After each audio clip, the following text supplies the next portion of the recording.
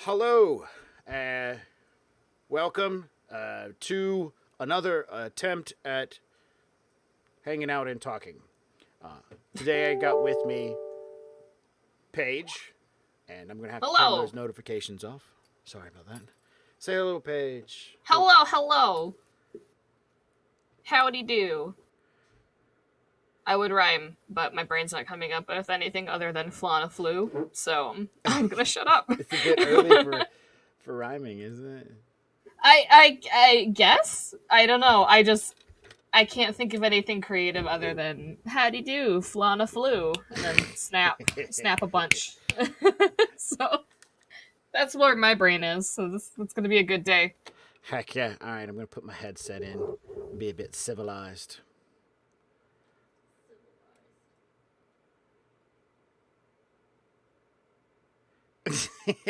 Radio. Yeah, that happens. So, for a while now, Paige and I have been going.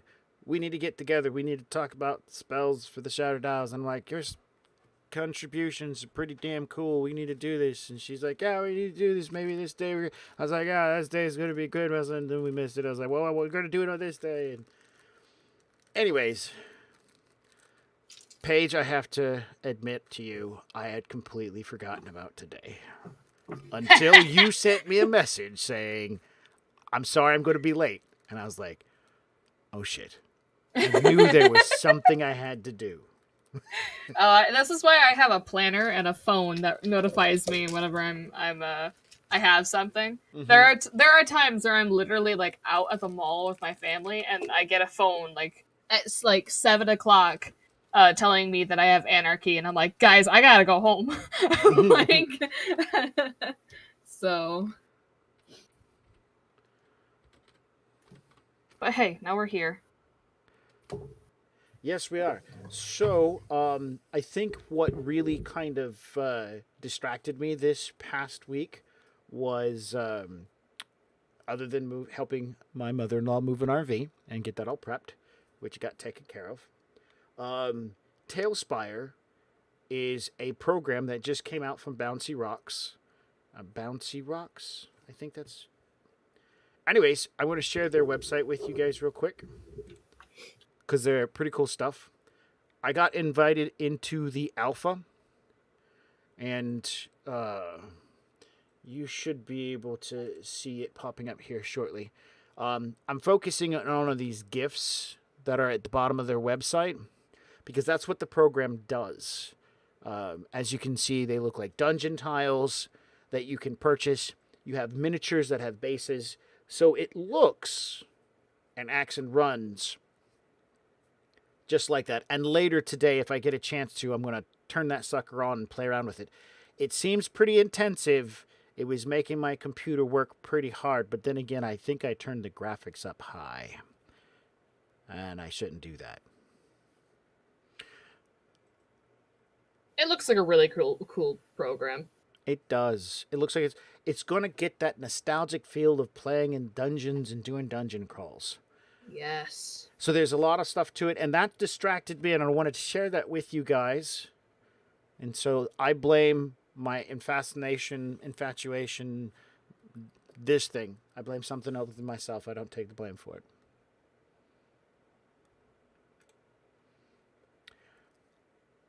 Welcome, Vendible Rook.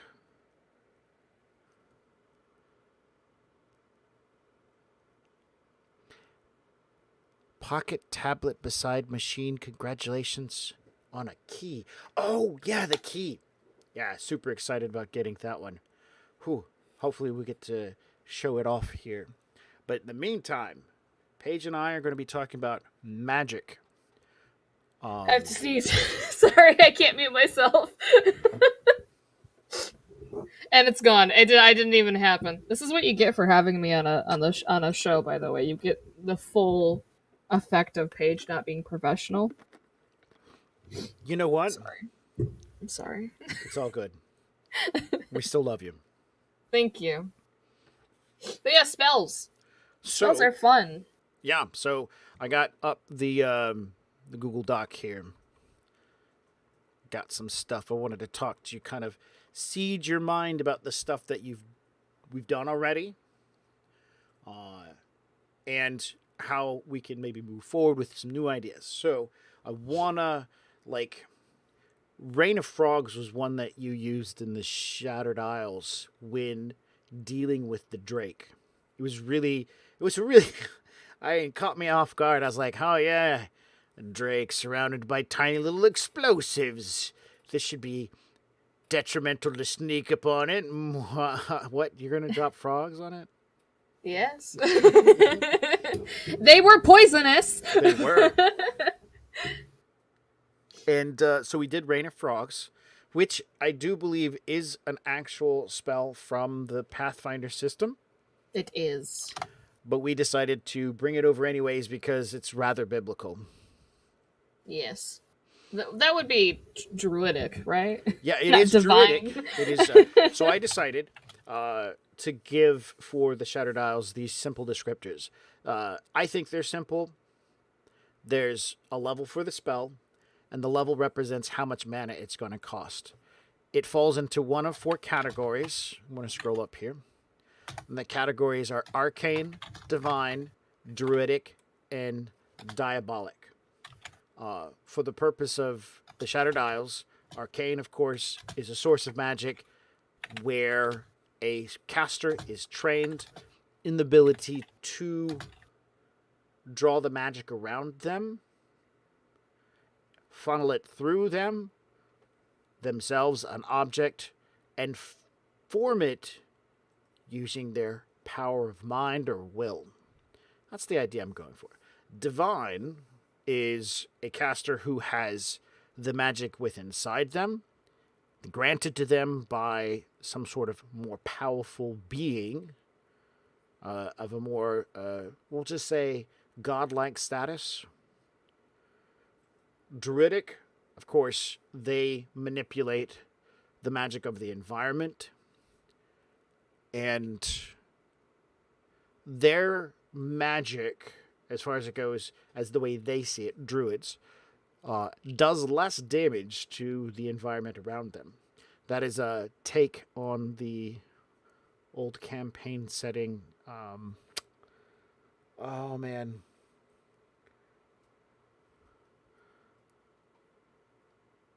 Not Forgotten Realms. Dark Sun. Haha. I was gonna say, don't ask me. I don't know these things. Ooh, radio's got some ideas too. I like ideas. All right, so, and Diabolic, of course, is magic invested into the person through another source other than godly. So maybe they have a, if let's say talk about a magic item that gives them a spell-like ability. It could be arcane, it could be divine, druidic, diabolic. But if the source came from a non-deity, I would immediately assume that's like a diabolic spell. Is it? I'm thinking like. Go ahead. Like I'm thinking like blood magic and demon worship. Blood magic, demon worship. Of course, that's the terminology. Now, does that necessarily mean that it's always going to be demons? Diabolic is basically the hedged out from everything else. The gods call it diabolic magic because that's the group of people they don't like. Outsiders. Okay. So, take a looking at our first spell, Sulphur Volley. 0th level spell, arcane, diabolic as well. They have a range, and this range basically represents, for the purpose of the game, how far it goes before it starts suffering penalties. Then, of course, the descriptor, you got damage, any special damage information, such as burning, the save that needs to go into it, if there is a save, the casting components taken from earlier versions of the Dungeons & Dragons, verbal, semantic material. Cast. This is how much of an action it takes. For the most part, most spells are going to have a cast of 1. Sulphur Volley is an easy, simpler spell for beginning spellcasters, in my opinion. So its casting is fast.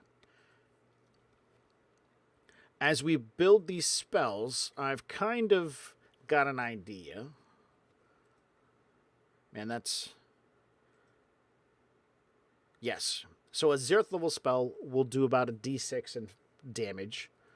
And as you can see right here in the little text, this is kind of like a guideline for how much damage a spell will do.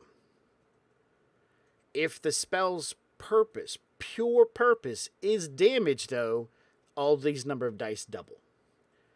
Sulfur Volley is not a spell meant to do damage. Sulfur Volley actually is a spell meant to provide light. So instead of having a light spell, this is the Arcanists or the Diabolists light spell that they would use. I'm sure we will design one for the other casters. Like, I'm thinking druids probably just pick up a torch or something. Maybe they have a ball of fire in their hand. I don't know yet. I was thinking something a little more like fairy-like. See, there you go. That's why you're here. I think so. Because my answer, for the most part, is fire, lightning. Well, because if you're a classic druid, now I don't know how. I kind of do. I don't know the logistics of your version of the druids, but usually druids are like nature and, you know, protecting trees and being friends with them, talking with them, and stuff like that. Mm-hmm. So I feel like fire would be a bad choice, only because, you know, it burns things. Yeah. But yeah.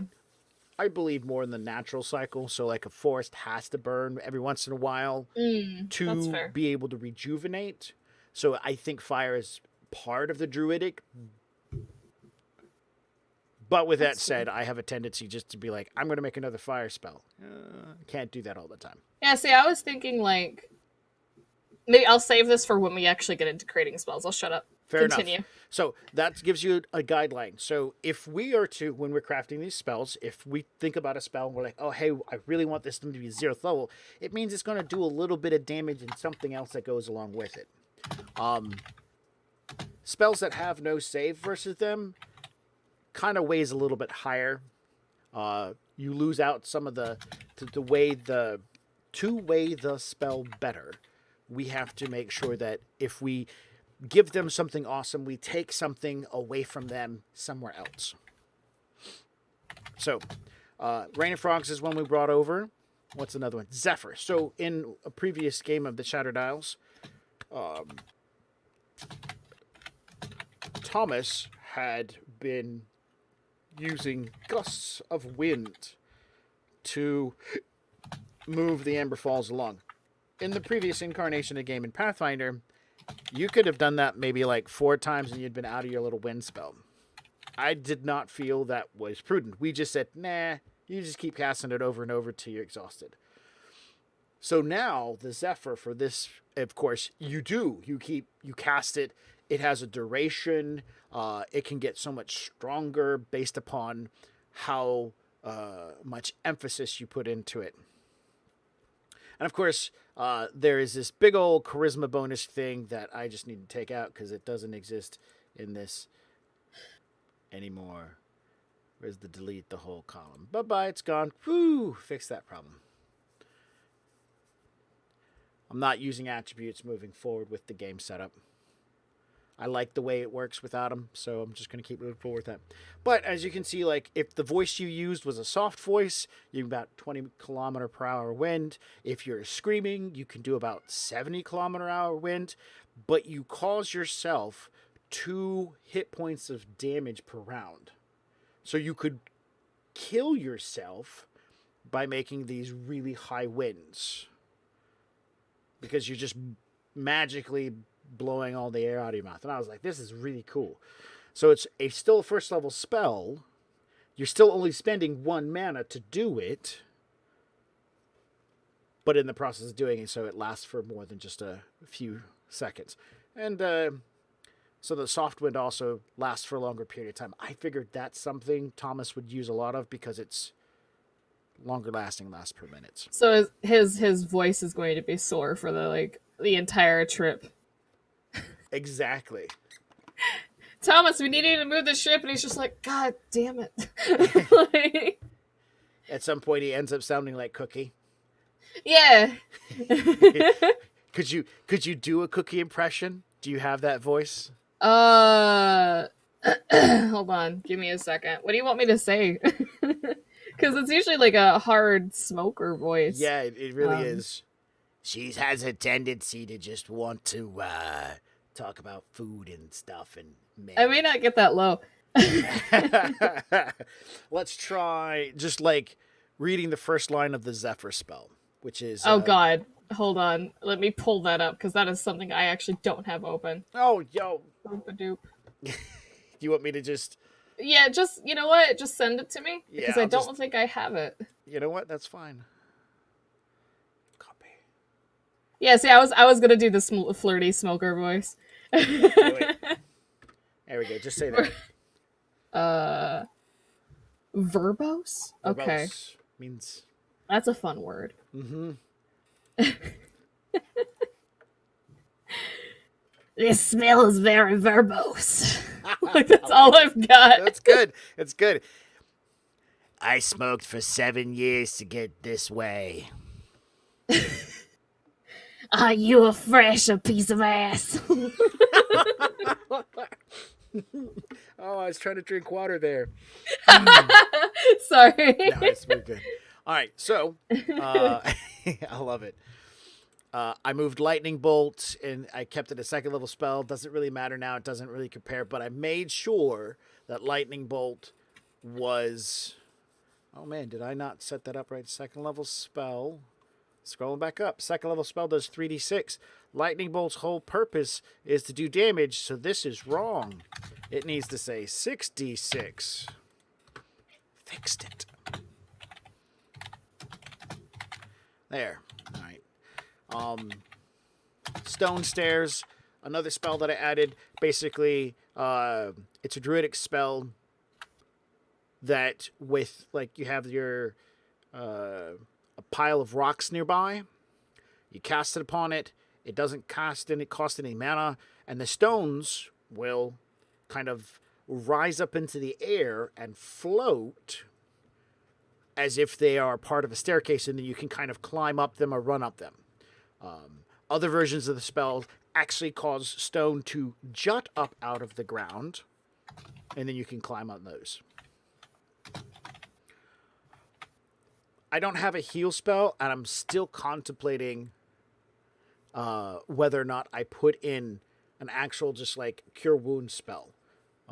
Right now I have a take wounds spell where the caster will take one of the wounds off of a target, which runs into some, questions of like, oh man, this guy's guts are hanging out.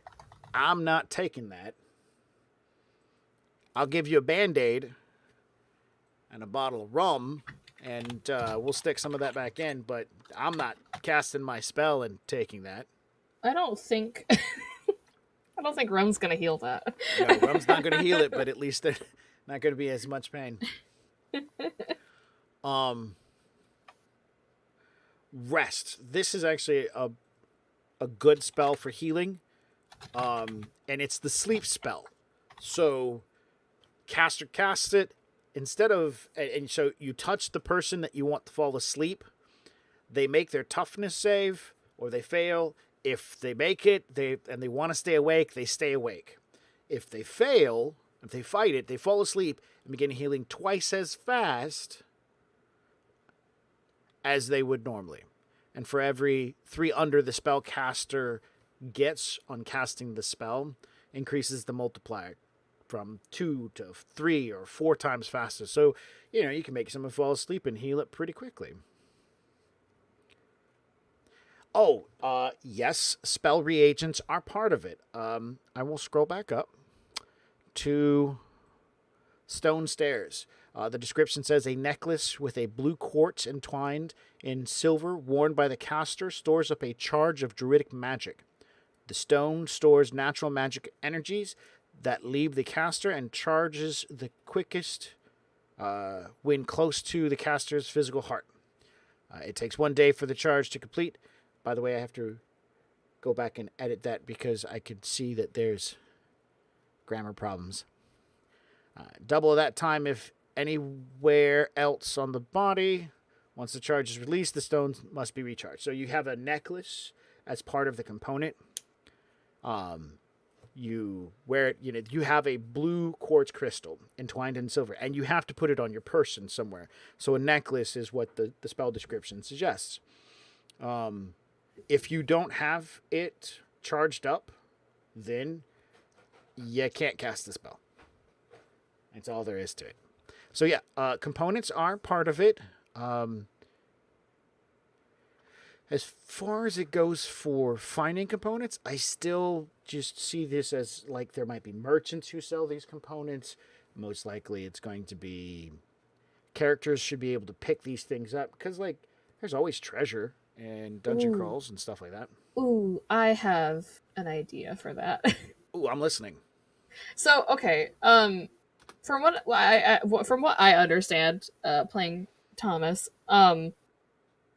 mages are highly well known, and I doubt those mages would like anybody to cast spells because I'm pretty sure there's some arrogant people out there that think that only noble blood should cast spells. I like to imagine that there are mages like Thomas who don't really see like the leader aspect of it, like kingliness of it. But I like to see them as more power hungry and devious that create these spell books or these stones or whatever helps them cast magic and sells them in like a black market setting or underneath like the dark moon.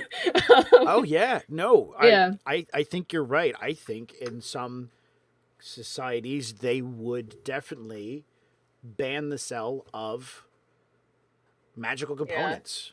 Yeah, definitely, because I like to imagine that in like the what's the why can't I think of it right now? Where does Princess Amber hail from? I can't think of it. Narok. Yeah, Narok. I like to imagine that in like Narok, for example, when you're in a certain part of town and you go into like I don't know a potion store or something, somewhere that they sell commonly known potions, where it's like, oh, you have a wart here, drink this. Right. Where it's like, oh man, do you have this for this? And they're like, no, but I heard a little rumor that if you go into like the deepest part of the woods or something, you'll meet a wizard by the name of Gregory the Third, and he'll sell you something.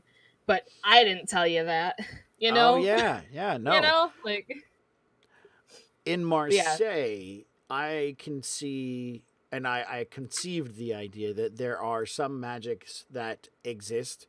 People know of them. They don't teach people because they're dangerous. They're truly dangerous. And so the components that go along with them are probably dangerous as well. And I wouldn't say watched. Like today, if as an American, if I went into a drugstore, I don't know about, I haven't been out of the country and bought drugs at a pharmacy.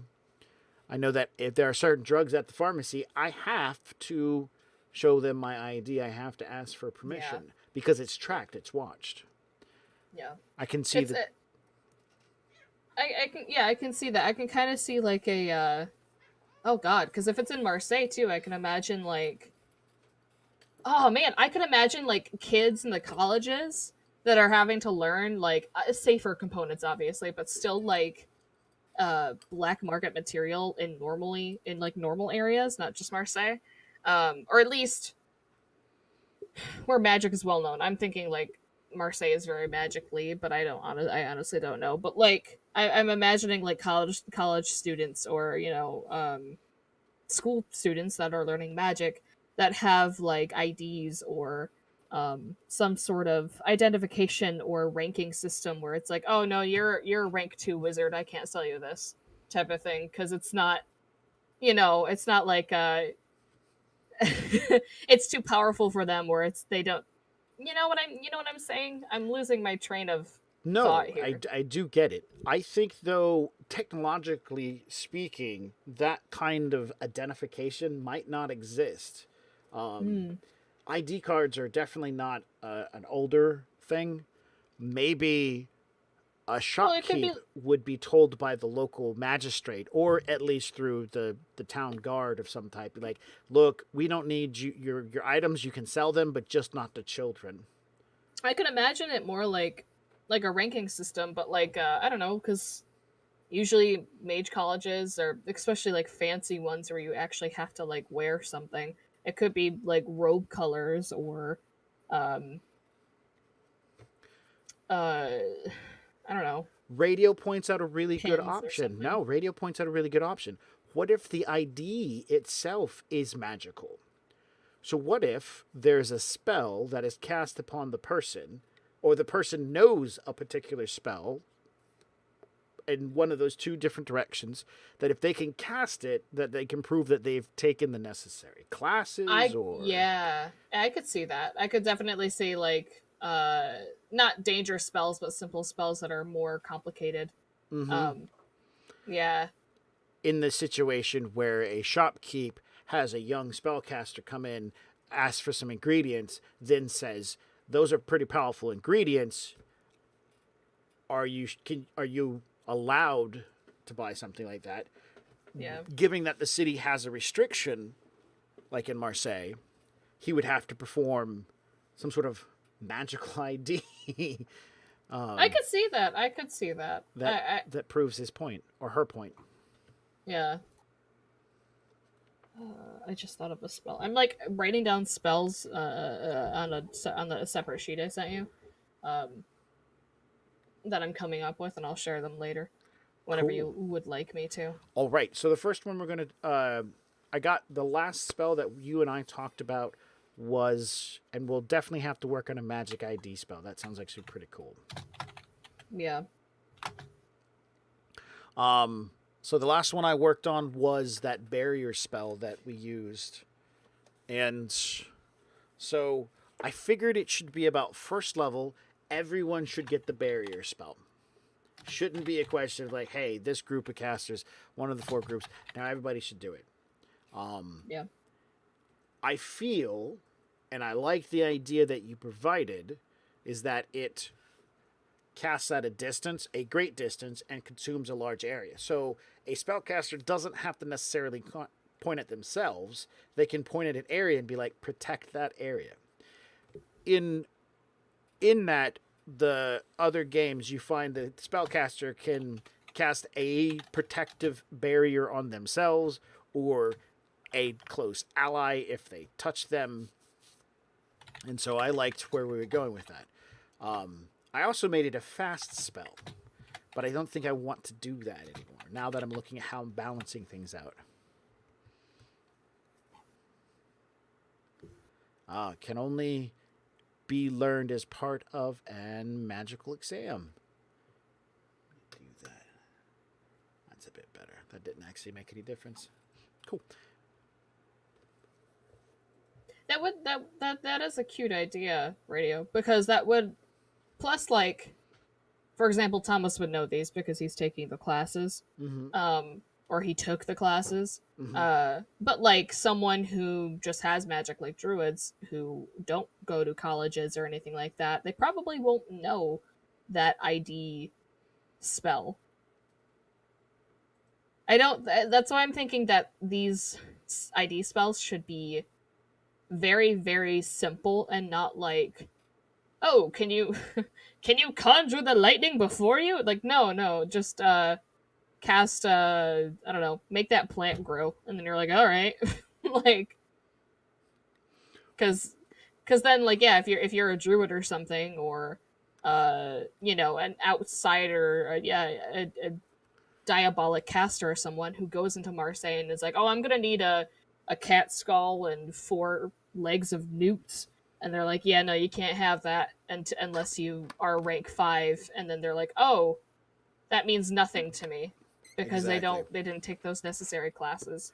What if the magic? Since we're talking about it, we'll get back to the other spells. We're gonna do magic ID now. I'm gonna Made this one a magical. We're going to just call it magical ID, and we'll rename it later. It should definitely be a 0th level spell. It should only be arcane, as far as I feel. Its range should be nothing. It should be literally something that is in front of the caster, on their palm. No save. And it should probably be a simple spell, so it's probably like verbal. Maybe even a semantic. And its cast should be simple as well.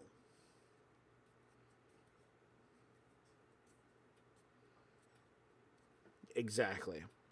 Cast will definitely make the cast a fast cast spell. And the duration is going to be concentration.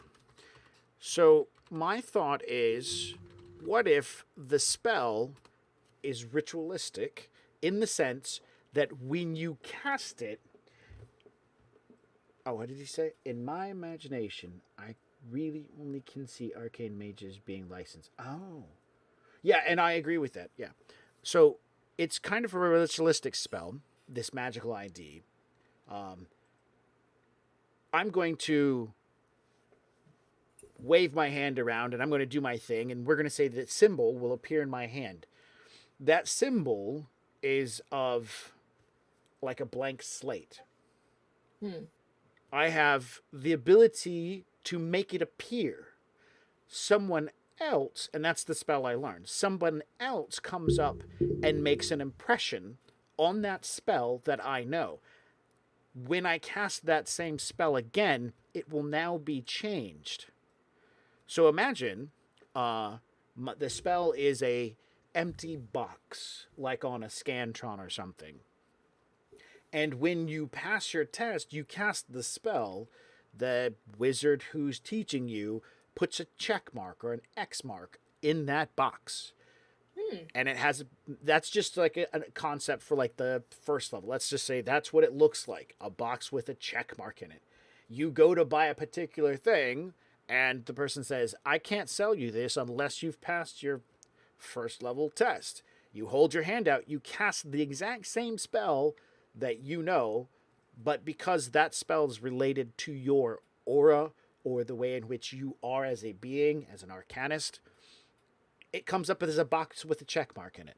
And there's nothing you can do, save for some really high-level spells, to modify that. Yeah. That's my call on how to make it a magical ID. I can see that. I can see it like where I can see it like a signature too, because I would like to imagine when you're buying these components or taking out these components or something, that they would hand you like a plaque or a piece of paper or something, and the caster would put their palm on it and cast that ID spell, and it would be there. And obviously it could have like that check mark. It would have the verification that they can actually take out these goods. And that way they have the spell, and also like it also has the what word am I looking for? The necessity behind storage for the shop itself. Like, oh, this many people, like receipts. There we go. It's the receipts for basically how many wizards took out cat skulls for the week. Whoa. What if the spell... I'm going to take what you got and we're going to manipulate it some. What if the spell creates a magic item that has no physical body, but the mage can hold on to, like a key or an ID? So the mage casts the spell the first time, then the wizard in question puts the check mark in and signs his name with all the other necessary information, and the wizard puts away his key. Nobody can... I mean, it's now on his possession, in his body, part of his mana. That would be cool. That's like a hotel key, like you're checking. Yeah, exactly. So now your hotel key, your magical key, is locked in with this preset design that somebody else has gone in and manipulated. And so you can't manipulate your own key. No matter what you try to do, you can't. You can manipulate somebody else's key. And we're not going to get into any kind of like discussion of skullduggery or all the terrible things that could be done with this idea. That's going to happen, but I like this idea of like a magical key. So, you know, a well-trained wizard's got like several of them. Yeah, yeah. That plus it would look amazing on like just for fluff. It would look great on like their tome or something, like a ring of magical keys We're going to totally that are call this arcane key. yeah. So the reason why is because the key can be just that, used to open and close magical boxes or something. I don't know. I'm not arcane something. Oh man. Let's call it Arcane Mark. Isn't that already been done in another game system? I like Arcane Key because I mean, if we're gonna have like a physical key, like a quote unquote physical key, Yeah. you know. Plus, I don't think that we're gonna come up with any spells that we can conjure fake keys to unlock doors. Um, so you know, Arcane Key is perfect, and then in the end, if we do, we'll call it something else. Uh, For the purpose of what does it add to the game, a sense of atmosphere and role playing. say, say, say for example, if people actually see the they read Shattered Isles rules and they're like, you know what I want to play as? Let's play as all three teenager wizards who are trying to get through college, but they all suck at it. Um, and so that's when you're like, okay, well you have this arcane key and you can't get to this component. Like, how do you get around it? It's what you do with it. It's what you do with the spells. It's what you do with the system.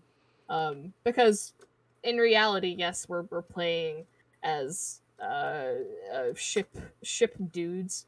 I can't think of the actual term. Mariners. We're actually, we're playing mariners, but like, yeah, you could play a bunch of druids who are going on a vacation, or you could play a bunch of wizards that are in high school trying to buy cat skulls so they can make love potions to get Tracy to go on a date with them. You know, like it's what you do with it. But yes, I think it's a great role playing tool, and I think if you are in Marseille and or other places that have this identification uh, set or rule in their kingdom and or city, then yeah, I feel like that would be necessary. So, with that said, we could make this a kind of like a twofold thing. We could also say that this spell, once a key is made, it can also be used to unlock arcane locks. Mages could use this a particular key because the key has to be forged and shaped in a particular way for the particular lock. You know, Yeah. mages, and then of course the question comes about how does another mage steal the arcane key from a fellow. Yep. Because if the barbarian goes and starts trying to, the warrior type bashes into a door multiple times and he Yep. can't get it open because it's magically locked, and all they need is that magical key. Got to be able to get it off the wizard somehow. Yeah. So these bring up some interesting questions, and I will put a little blurb here. Plus, can you imagine being a fucking pompous ass wizard that's like, I have key number 4, and they're like, oh.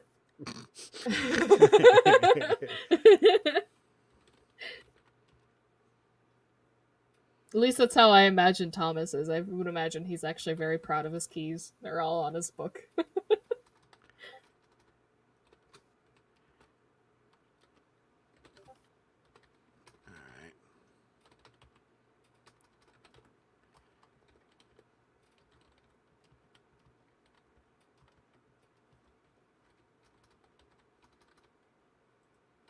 And we're just going to leave it at that.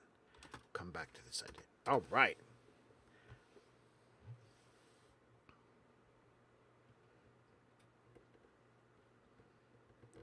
And you are very right about that.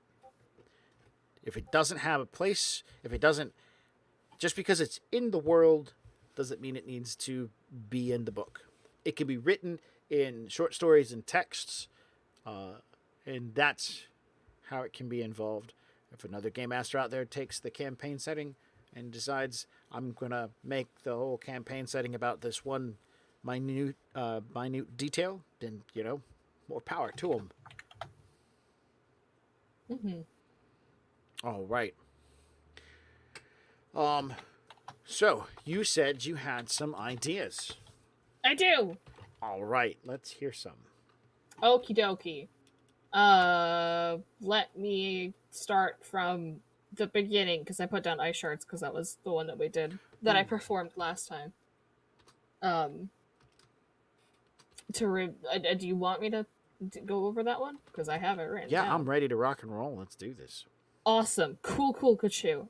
Now I only have the descriptions, because I want you to create like ranges and what do I have to roll, what the, if there's certain things that I have to do to cast this spell type of thing. Because I'm not very good at numbers and stuff like that.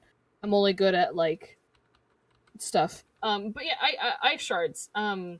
Small razor sharp shards of glass / ice that form from the natural moisture in the air. These shards are controlled by the caster and can be used in multiple ways, i.e., cutting rope, which I have done. Or, being thrown into people's eyes. That's another thing. But.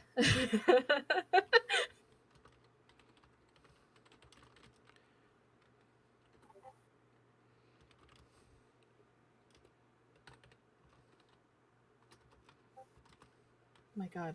I hope you guys can't hear my Discord because my other Shadowrun team are just going ham right now and they're in the chat. And it's like boop boop doop every 5 seconds. Oh, you can. I can't hear it. I'm sorry. I'm probably like very, very close to my mic, so that's probably it. So I'm going to add to this description that you just gave, the attack can knock the target back. Yeah, that'll be helpful. Cool. And we know that one. We don't have to go into too many more details. I can definitely fill in some more information, and I can do the statting out of that one. So, got that one pinned away. Awesome. Moving on then. I like ice magic, so if I come up with a lot of ice spells, you know why. Icy haze. Caster creates a cloud of freezing air around their opponent, causing them to freeze and cough violently. Do you have this all written down? I do. I have it. I sent you the thingamajigger. I shared it, right, to you? You did. Okay. You know what?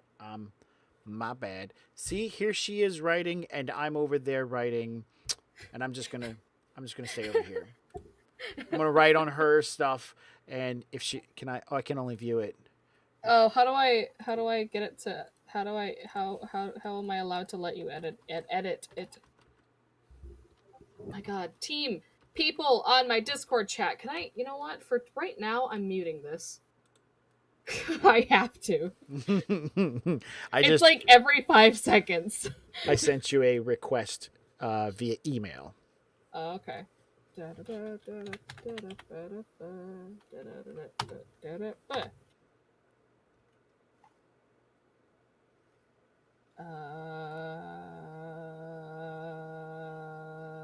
Yes. Send. I think I did it. Welcome to Paige Doesn't Understand nature and computer stuff. Okay, 1 second. Looks like I just got an email from Paige. Now I have to go push a button.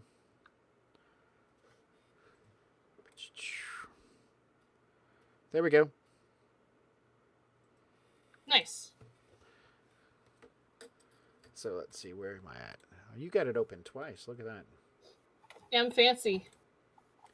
I can write in your thing. Go for it, man. Do you like how I color coded it? Yes, I do. Thank you. It's the one thing that it keeps my brain focused. Divine, Druidic, create. Ooh, look at that. You wrote down growth speed. Man, I had my file open. I'm like, oh, I'm being all fancy like. No, you're already over here kicking butt and taking names. All right, Ice Yeah, Haze. once I get going. I started with ice spells because I'm like, I like ice magic. All right, so we create a cloud of freezing air around our opponent, causing them to freeze and cough violently. So, when you say freeze, do you mean like freeze solid or just be cold? I think like slowing down. I think freezing solid would be a completely different spell and probably much higher. Mm-hmm. I'm thinking of like, when you're outside and you have like this icy wind where you're like, well, there goes my face for today. That's what I'm thinking. No, that doesn't happen where I'm at. Fair. All right. We've had this conversation about I'm in Florida, and I'm in Michigan. And you're in Michigan, so. Which is at like the opposite end of the world. Yeah. Comparative it's like Skyrim up here. I mean, there are days in which it's so hot that it hits you in the face. You're just like, yep, there goes all the water.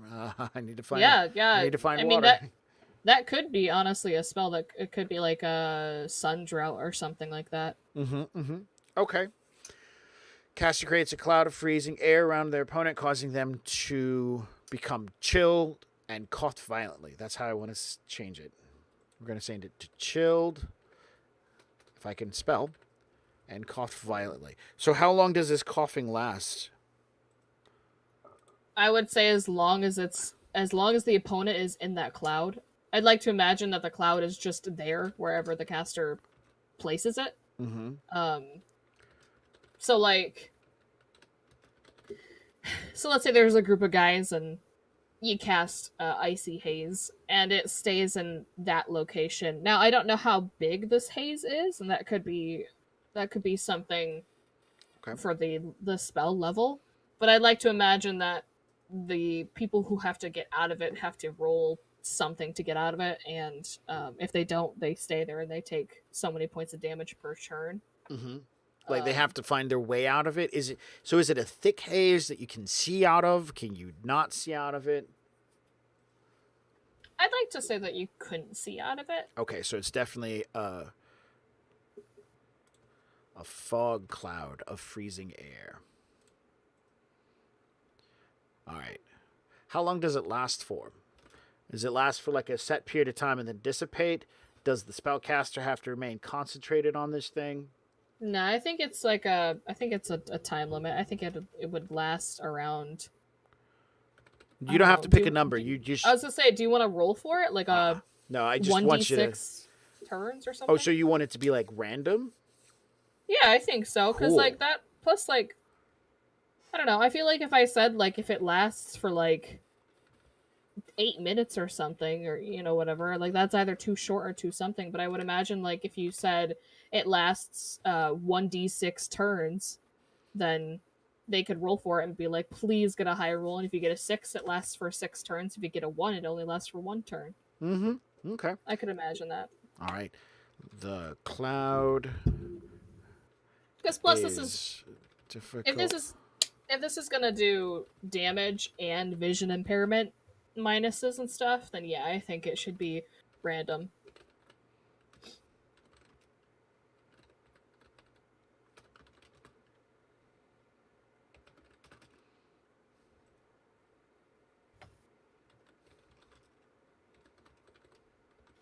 Cool.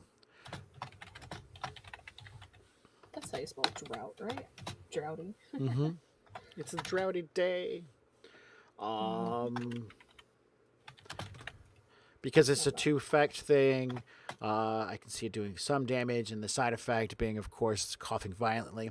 I think this spell does like a small amount of damage if you're in it. It causes you to cough, which is the first save you have to make because it's violent coughing. If you fail the violent coughing, you can't get out. If you pass the violent coughing, you still have to find your way out of the cloud, which is another roll. So, generally, it shouldn't be too hard to find your way out of a cloud of frozen air. But the idea Yeah. would be is that, like, it would be an evasion test to get out of the cloud quickly. So I like this. I like where Icy Haze went. Awesome. Thank you. Sorry, I'm trying to think of things in my brain because I spelled causing wrong. Hopefully, if this is seen on Twitch, I'm sorry that you guys get to see my spelling errors and my stuff because I don't think half the time.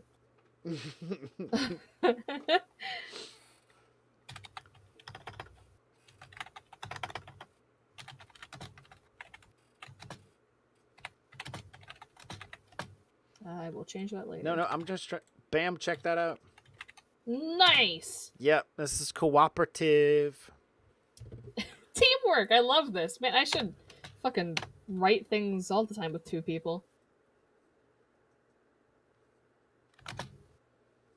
No, that could be a period. Yep. I'm trying to think of what else it could do other than cause just extreme humidity. Well, no, it doesn't cause humidity. In fact, it Oh well, yeah, I meant like dehydration. Yeah, No, that's dehydration. actually fine. So here's the thing that you want to put into your hands. You can make a spell that does something really terrible, or you can split it into two different things, and then it can kind of do something terrible and then kind of do something else. And then you That's could fair. split it even farther into doing three things. As you start making it do more and more things, those things get weaker and weaker. I'll give you an example of the lightning bolt spell. It's a second level spell. For every 2 mana that Thomas pumps into it, it does 6d6 in damage. Jesus, that's a Yeah. lot of 66s. Yeah, so you throw out 4 mana, that's like 12 dice of damage to everything in the line until the spell fades. So that's potentially powerful, but that's all lightning bolt does. Yeah, there's the side effect that it can be used for a camouflage, but who's going to be that fast? Yeah. Yeah, so I'll just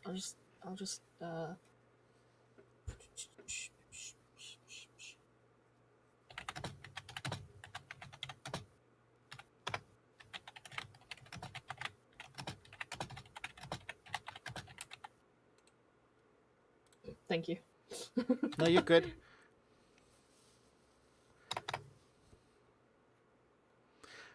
How about we change this from melt to too hot to cause damage?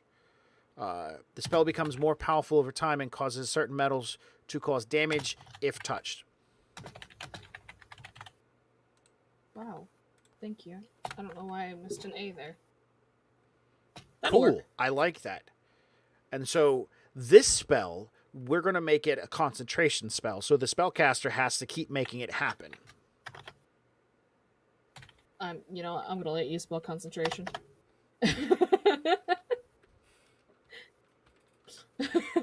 Thank you. Okay. And so this is the kind of spell that would have a concentration effect. The spellcaster would pump out 2 points. Let's say it's a first level spell, so he's going to pump out a point. Wherever he's focusing on, it's going to get hot. Next round, he pumps out another 2 points and keeps concentrating. He just keeps focusing. And every round, he's putting more and more mana into this spell. And that area right over there is getting hotter and hotter until metal gets hot. He's pumped enough mana in. And I might even put, when I set it up, I might put a little chart onto it to kind of give it an idea. Like paper at some point catches fire near the top end of that. Yeah, that'd be cool. Oh man, you could wear like welding gloves and fucking stab people with burning metal. Yes, that would be rather painful. Yeah. Cauterize the wound at least. All right, so I have a divine. No, it's a druidic. I definitely have a divine spell / druidic spell I'm going to add. Go for it.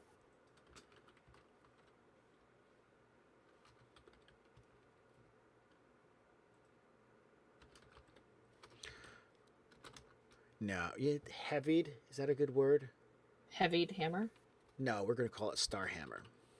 That sounds better. That sounds epic. All right, so Star Hammer, being a divine spell, what it does is it increases the weight of the weapon right before Oh, strike. cool.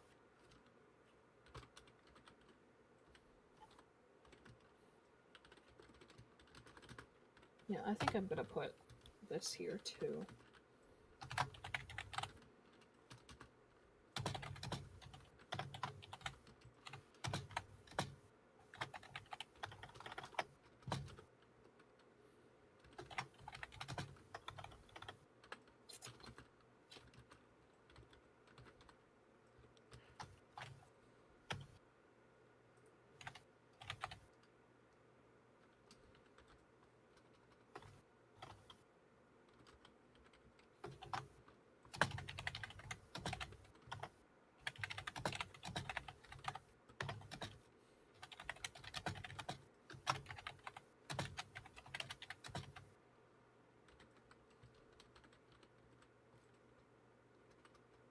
I want to use the word punch.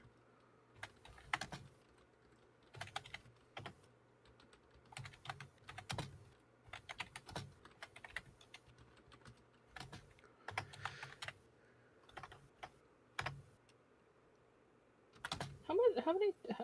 Are we only using 1d6s? So I can't say like roll 1d4. You can say a D6 minus 1 or a D6 minus 2. D6 minus 2 is really weak. Okay, never mind then. Yeah, so I just use a D6. It'd be fine.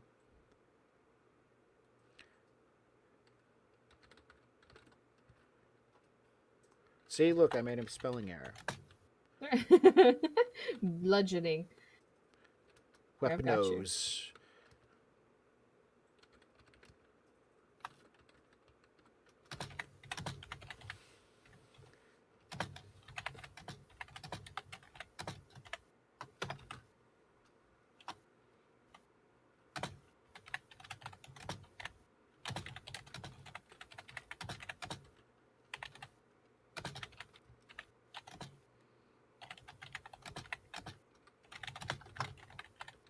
I spelled it right.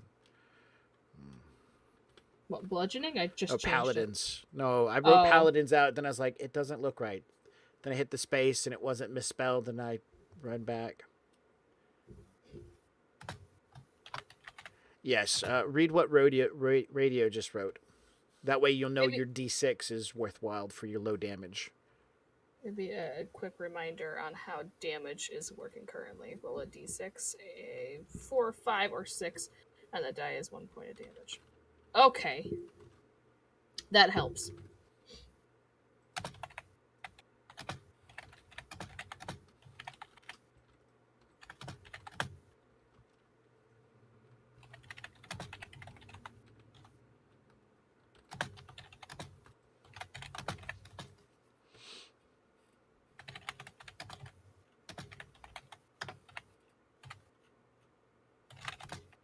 That's not right. That's right.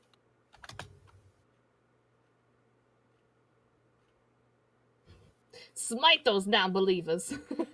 Nice. I like Brother of Arms is pretty cool. So it's like Thank you. mirror images, so they basically create illusionary selves of them. Oh, that's awesome. Oh, there was another divine spell I'm going to zoom back out a little bit because I'm zoomed. There we go. Want to make sure you guys can read it as well as see my beautiful face. That's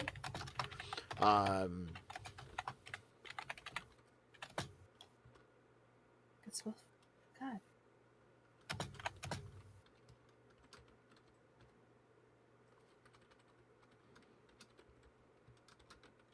I'm glad you're doing like extra like buffing spells, because I'm not that great at buffing spells. I'm more like destruction. So I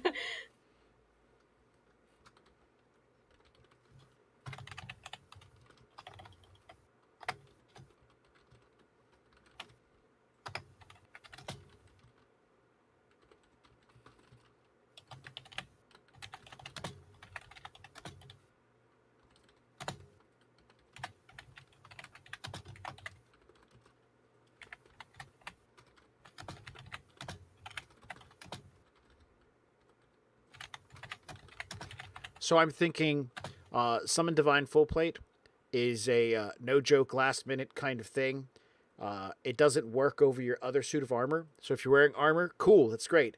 This is a short period, and it requires a sacrifice of actual hit points.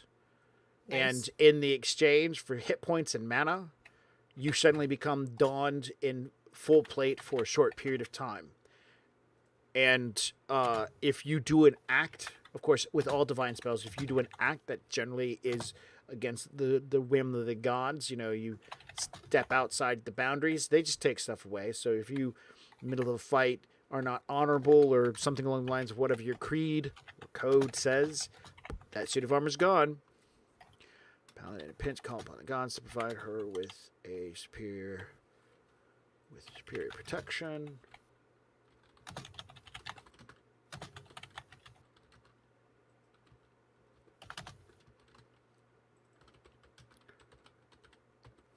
Bam. Light of the Phoenix. From darkness comes a blazing phoenix that flies next to their summoner, creating a light around them. Ooh, also put that one in Druidic as well. Okay.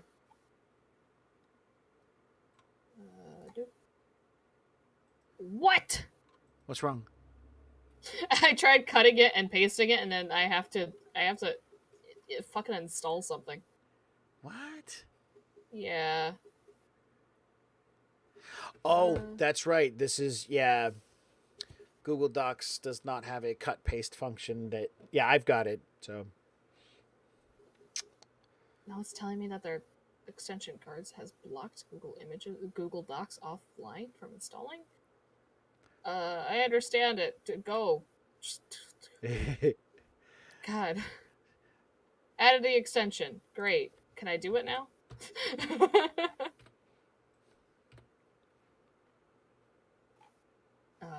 Great. Can I go back to my spells?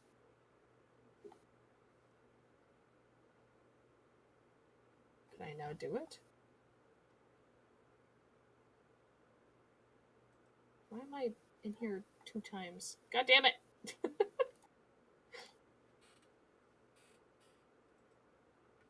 Yay! That's gotta be green. It's gonna bother me if it's not green. It wouldn't bother me because I didn't even know it was green. I mean, I know there's a difference between the two of them, but I'm just going to tell you, they both look green. You can change it if you want it. No, I can tell there's a difference. So I mean, in my mind, I know that there's difference in color. They look really similar though. Funny thing about being red-green colorblind, Christmas has no real big effect for me. It just looks all the same. Green Christmas trees and red Santa Claus, it's all kind of clashy. I mean, hey, it works. All right, we're going to put Light of Phoenix back into the Divine as well. Oh yeah, sure. I thought you wanted me to. No, I want it in both. I want it in both. Okay.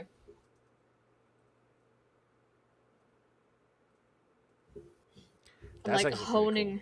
Cool. That's a really cool spell. Thank you. I was inspired by my Inquisitor from my Pathfinder days.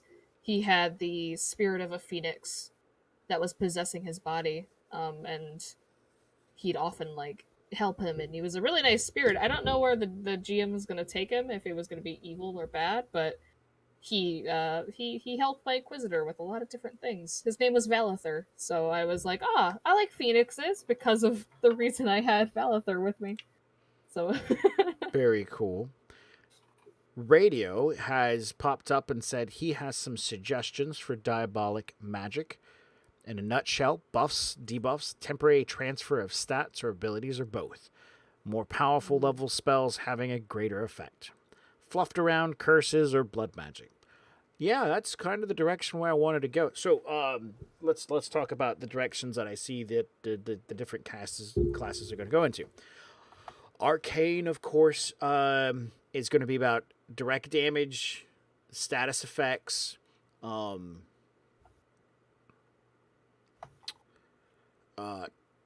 movement, in the sense like teleportation, which is going to be a spell, powerful spell, is going to be an arcane solely.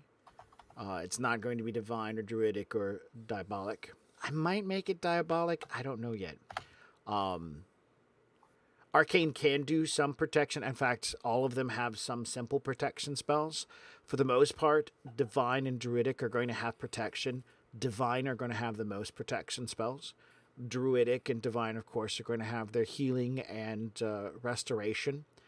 Diabolic, of course, is going to have where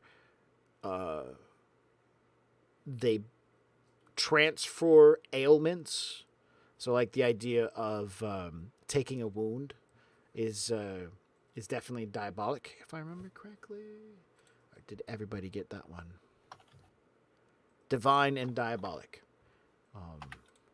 Like I said, I haven't figured out if I want a spell that purely heals and does like, oh hey, look, your injury is gone, because in the game there's you can lose hit points, but the game mostly focuses around hit points and nothing more than becoming fatigued in combat until you take that grievous wound. Let me think. There's a lot more that I need to kind of flesh out as far as that goes. But yeah, I like those ideas, Radio. Do you have a suggestion about a spell for the diabolic magic?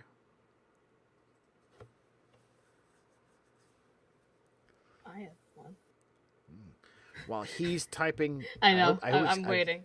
I'm going to take a small I'm getting step excited. away. I'm like, spells! Yeah, let's do this. I'm going to take a quick step away, and I shall be right back. Okie dokie. Well, just Radio, just like we can add fluff if you don't want to do the fluff. Basically, just say what you would like the spell to do, and we can add fluff. Ow! I just elbowed my desk.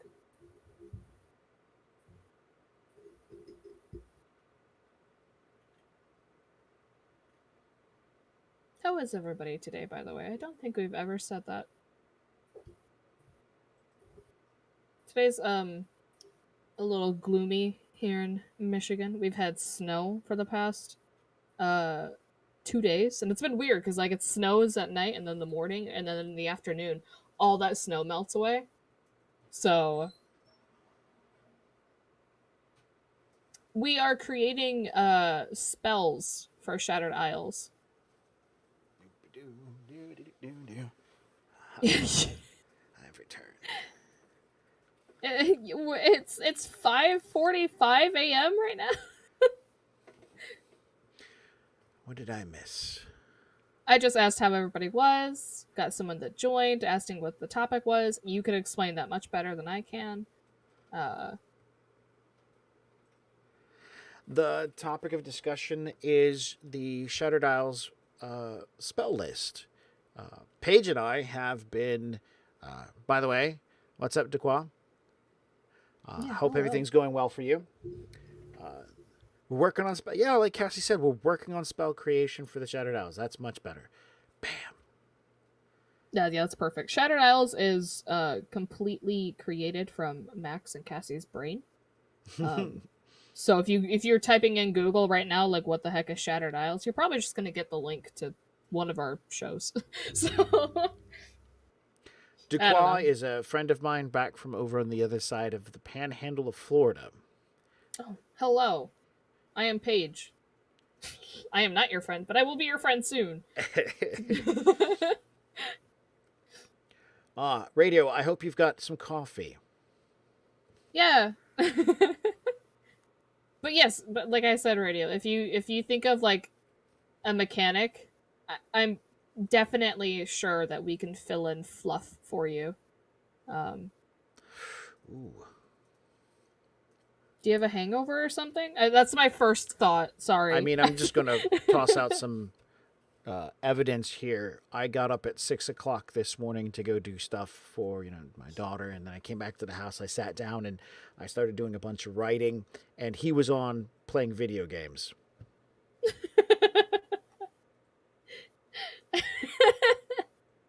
So. What game was it? That's more Let me think important about it question. for a second. I remember seeing the little icon. Was it World of Warcraft?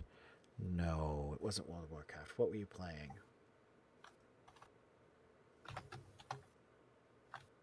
Oh, it was. Okay.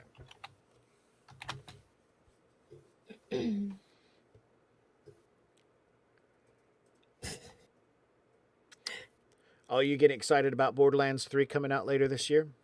I feel like everyone should. Everybody should. It looks so good. It does. I'm I'm so weird. I'm geeking out about it every time I see something. I swoon. I swoon so hard. I oh my god. I this isn't like Borderlands 3 excitement chat, like Twitch chatting, but like the siren that's like beefy and she like summons like all those six arms. I know who I'm Yes. playing. Like I saw that and I immediately was like, "Yep." Short story. When we were talking about doing everything, the wife said she wanted to play the siren in the beginning. We started watching the video and we see the chick with the six arms. I'm just like, I see it. I have no idea. I'm like, oh man, I want to play her. And the Yeah. wife goes, you can't. That's the siren. Yeah. I was like, oh, I'll I play the guy with the mecha head. I love you, babe. it's yeah. It's funny cuz like it's funny cuz whenever all the Borderlands games, from Borderlands 1 I played with my uncle Ben. He's amazing, by the way. He's the best person in my entire world. But besides my mom, my sister, whoever. But we used to play Borderlands together, and we played Borderlands 1 and Borderlands 2. And I always played the Siren, and I didn't really mean to. It's just I liked their stuff better than most of them. So going into the third game, I was like, I want to play the Siren, and then I saw like all the other characters before the Siren, and I was like, oh, those are really cool. And then I saw the Siren, and I was just like, yeah, need a player. Nice. So Ah, um, but yes, caught radio playing video games this morning kind of early. I was going to say something to him, but I was like, man, I got so much to do. I did stuff. I adulted really hard this morning, making sure to announce all the stuff that's going on with our channel, our upcoming games on Friday, what John is doing on Civ 6. I've been playing Darkest Dungeon for the past like 4 weeks. What is Darkest Dungeon? Oh my god, Google it. Okay, so I basically, don't have time to Google. I need you to tell me what I need to know. Darkest Dungeon is a game that basically it's one of those games where it's like don't get attached to your character or your heroes because it's hard. You will die, you will lose your first characters if you're not careful. Mm-hmm. It's about stress, it's about fixing fixing problems that come up. It's dealing with problems that come up and everything. But basically, there's this guy. Basically, I think he's part of your family. He found this dark energy underneath the manor that he lived in, and it basically whispered of treasures and power and stuff. Obviously, he went to go seek it. Well, he found it, but what he got down there was only madness and death. So he ran from the halls and he unleashed this thing. He writes a letter to you, part of the family, Uh-huh. coming back to the estate. He kills himself, so you have to basically kill off or destroy whatever darkness is underneath this manor. And you go through all of these different dungeons with different characters and explore, well, dungeons, um, to end up killing things that were unleashed and other things that were part of the manor's livelihood, like a siren and a necromancer and this like swine pig. But The art style's fantastic. I would plug his Twitter and his actually I don't know if he has an Instagram, but I don't know the guy's Twitter handle off the top of my head, sadly. But the artist who and also the person who helped create the game, he's fantastic. And the mechanics are fabulous because there's actually like a torch light, mechanic that you need. There's a stress mechanic that you need to watch as well. Really? So yeah, so player basically your characters, you get four people that travel with you, and if you're not careful, and as they walk, they get stressed out in the dungeons or the ruins or the other places that you can go. But also in fights, there are enemies that can cause stress, and if your stress goes all the way up to 100 because you have 200 in total, your character can either be um victorious, or I forgot what the other side is, but it's usually the other side. It's usually bad. They either become like misogynistic, abusive. Um, what's the other one that I had recently all the time? Um,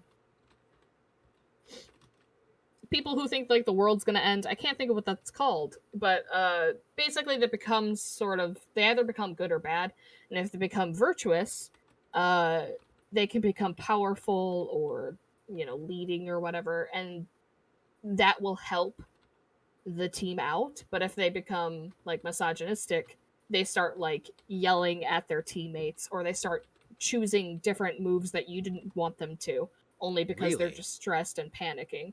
Yeah, and if they reach 200, they get a heart attack and they can die. Whoa. So, yeah, and death is semi-permanent. There is a event called like welcoming light or something like that. Mm-hmm. That basically you can choose out of whatever the game chooses, out of like two characters that are dead, where you can choose only one of them to be resurrected. Um, Whoa. and yeah, so that's super rare. There's events that go on in the town itself, the hamlet. Mm-hmm. Um, you can pick up new characters, which I think there's like 15 or so classes that you can choose from. There's two DLCs with it, and the DLCs are fantastic. But yeah, I've been playing that for the longest time ever, and it's still amazing. Cool. That actually sounds really fun. And I mean, it's just really fun. I mean, it's like one of those things I'm just like, man, I'm going to have to write this down. In fact, I'm Yeah, about to it's write this down. What is it? What's it called again? Darkest Dungeon.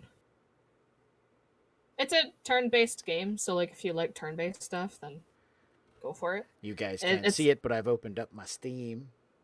it might be Darkest. on sale. I don't know. I'm just going to put it on my Wish list. wish list. There you Oh, go. look. Risk of Rain is still on the front page. Yay. I don't know what that is. Don't. It's Just don't. just, Okay. it's really pretty, but it's a run air shooter kind of thing. Oh. Hey, what's up? Let me mute this one.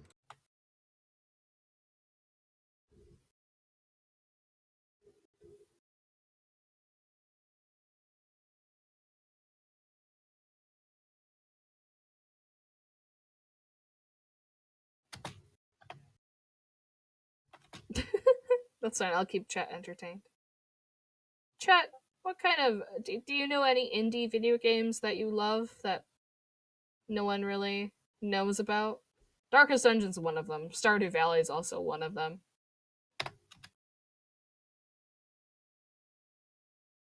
Ooh.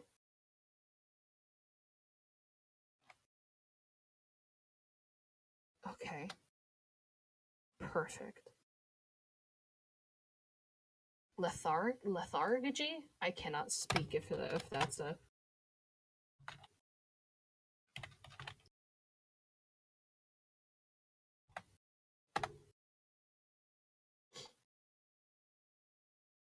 So I'm not. Really? You're not into indie games? I mean, I don't know you personally, so I can't say that's surprising, but like that's surprising that I don't know. There's a lot of indie games out there that I consider indie. Like I said, Darkest Dungeon, Stardew Valley. Fucking. I thought of one a minute ago. Give me a second. What the ink bender thingy majigger things? C RPGs? Am I just not smart? What's the C stand for in the beginning of RPGs? I might just have asked the most stupidest question ever. I'm sorry, computer. Wow. So you're not into like regular RPGs? You're just in computer RPGs?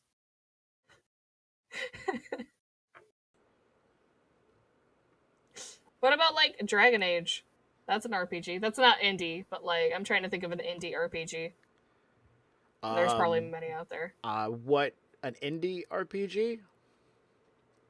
Yeah, I can't think of anything right now. Oh, there's also like shame on you, Radio.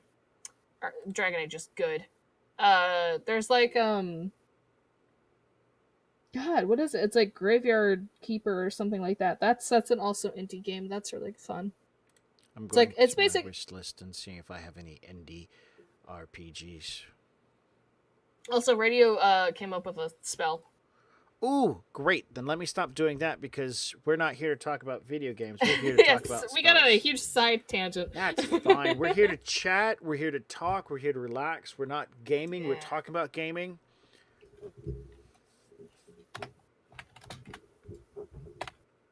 Also, if you can hear my typing, I apologize, and at the same time, don't because I can't put my uh thing. What? I can't put my mic anywhere else other than where it is. Basically, if you can hear my thing. Oh, there's goodness gracious, two spells. You're fine. You're fine. It's all fine. We're all good.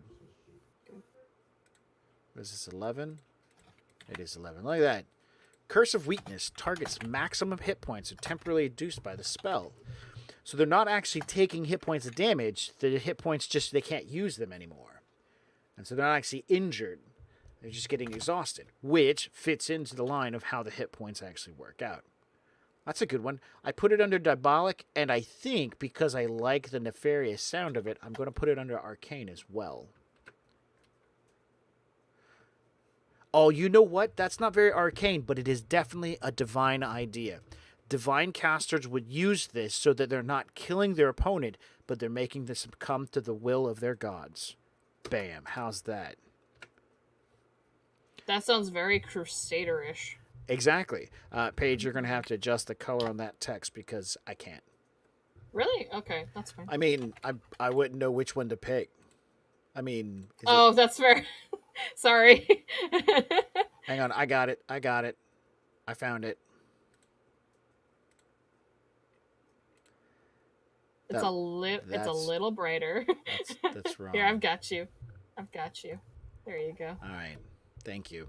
You're welcome. I'm sorry. It's fine. It's fine. I deal with this all the time. That's like somebody...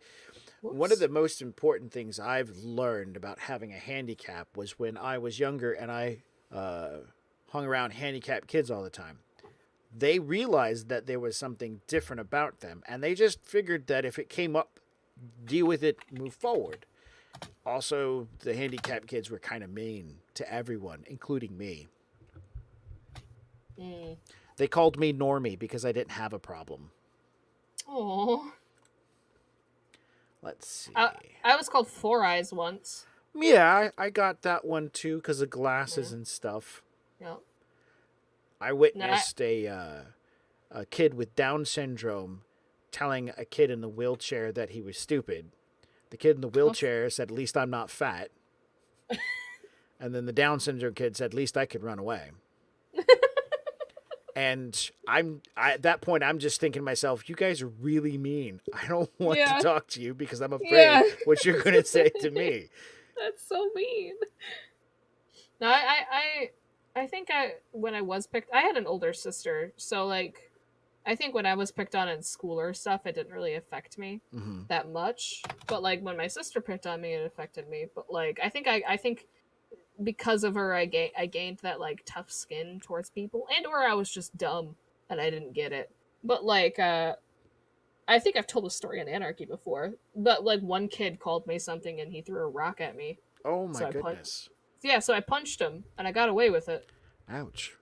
Yeah, but I was never like, I don't know. I was never really bullied, and when I was bullied, I just kind of like turned it down immediately. Like I've been called a nerd before, which I laughed at, and I went, "Really? Yeah, I'm a nerd. I like geeky stuff. So what? Exactly. Like, here that's supposed to affect me? Like, oh no, like." And so like the bullies who basically were trying to bully me were like, "Oh, this isn't fun. Let's go." Well, that's good to hear. Yeah. I'm sorry that you had to beat people up, Radio. You sound like a vicious individual. Don't hurt me.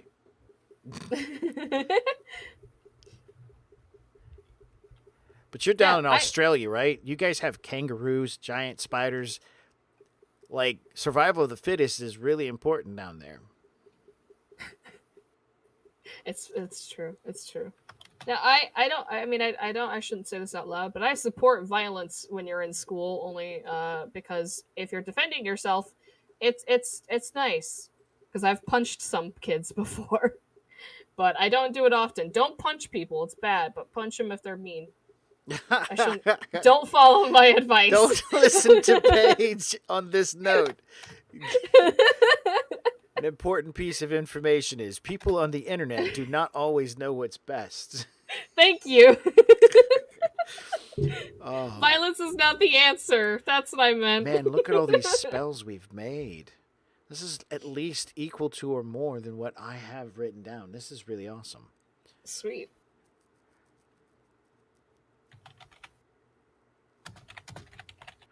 You know what we don't have? Spells that make something permanent.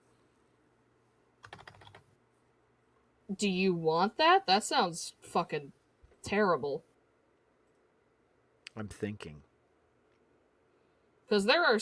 I have a story for people about permanent spells before we get into this. One time, in the world of Pathfinder, I played a sorceress. And we were fighting these witches. The first spell that our GM threw at us, or at least me, was I forgot what it's actually called, but it basically transformed my sorceress into a sparrow. That spell is permanent. So it actually hit me. I wasn't able to roll high enough because my dice pool wasn't that high. So I was officially a sparrow. This battle lasted for 3 hours. Another person fell down and went down and couldn't do anything, and that was also in the beginning. And there was literally no way for me to get out of being a sparrow. But thankfully, not really thankfully, but the main villain showed up and was being that villain who was... villain that was like, oh, well, you're my friends, let me help you so you can help me. Mm-hmm. So he was the only one who could cast a high enough spell to restore my sorceress back to a sparrow. But what pissed me off about it was I couldn't cast like my own spells or do anything. And even when I was like, well, I'm gonna peck at these witches, I'm gonna try taking out one of their eyes, I literally did 1 point of damage each turn. And if they hit me, I would be dead because I had like 4 hit points. Ouch. So, be careful with permanent spells because they are, in my opinion, they aren't fun. Especially when it's handled like that.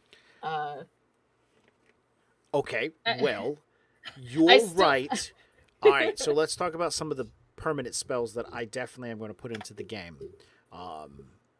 They're more roleplay than anything, as well as being less terrifying as that. Maybe if I put one in that's terrifying like that, it's not going to be some simple tiny spell. It's going to be a pretty large one.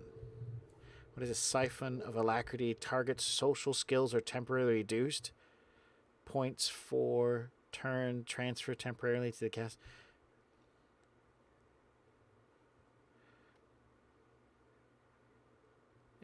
Is Alacrity... I thought that was a... brisk, cheerfulness, readiness. Siphon of alacrity. I'm no longer happy and cheerful. Oh, bother. I see what you mean now. Okay. Celerity. I thought alacrity and celerity are the same thing. I think in my mind, I'm thinking back to Vampire the Masquerade, and alacrity is the word that pops in my head. uh, yeah, it's Vampire the Masquerade that's coming from.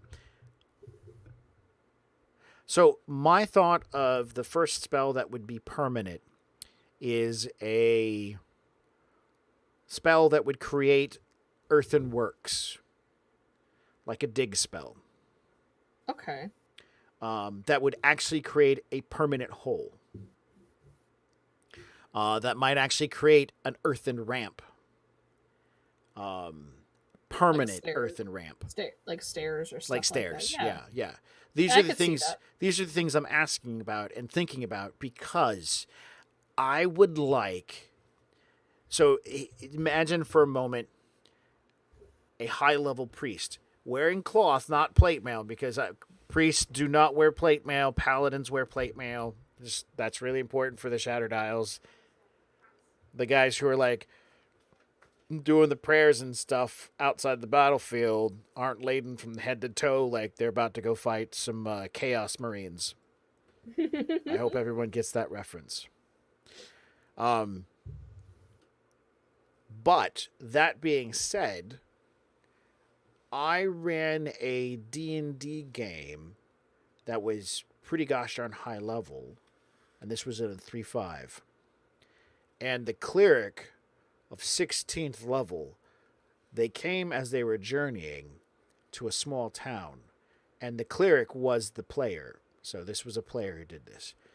On the way through into town, he asks, the spell's called Stone Shape, so if you know the spell, you know where this is going.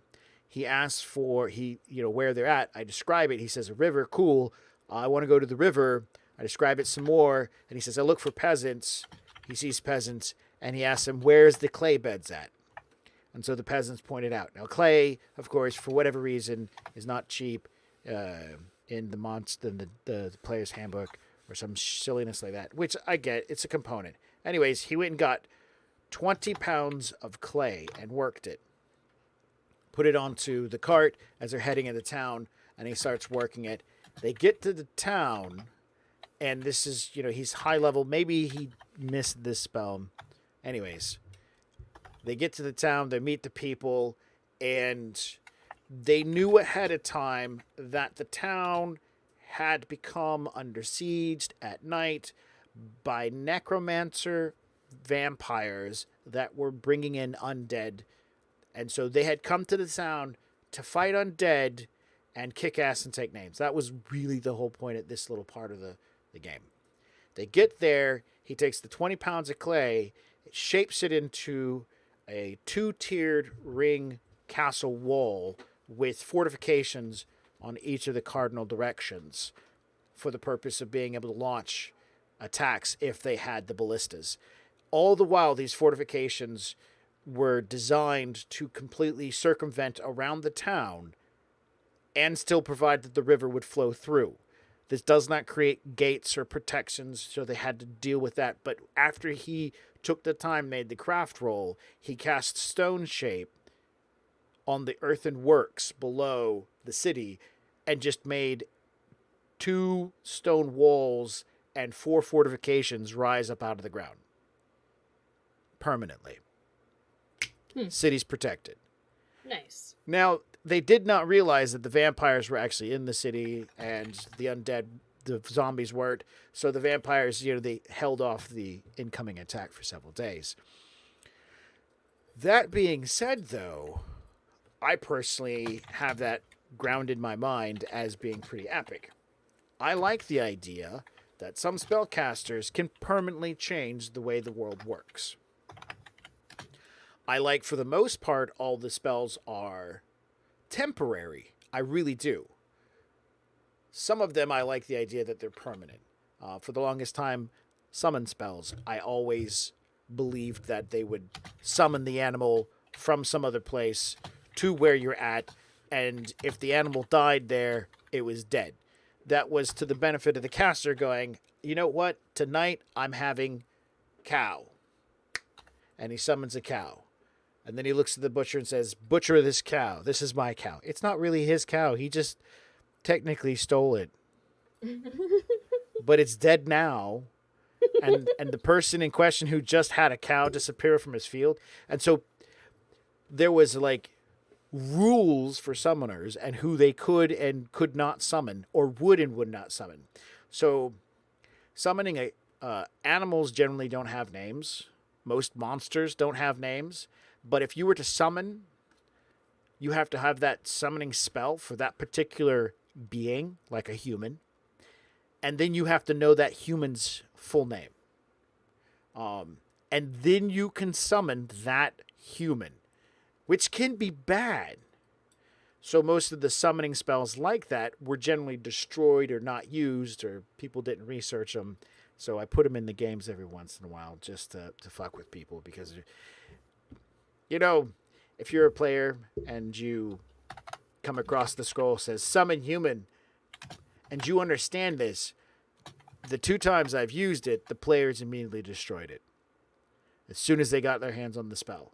Nobody kept it. Nobody's like, you know what? I'm just going to put this away and keep it super protected. No one's ever going to... because players are smart. And they go, if I hold on to that, the game master's going to steal it, and then he's going to use it against me. Yep. Just burn the book.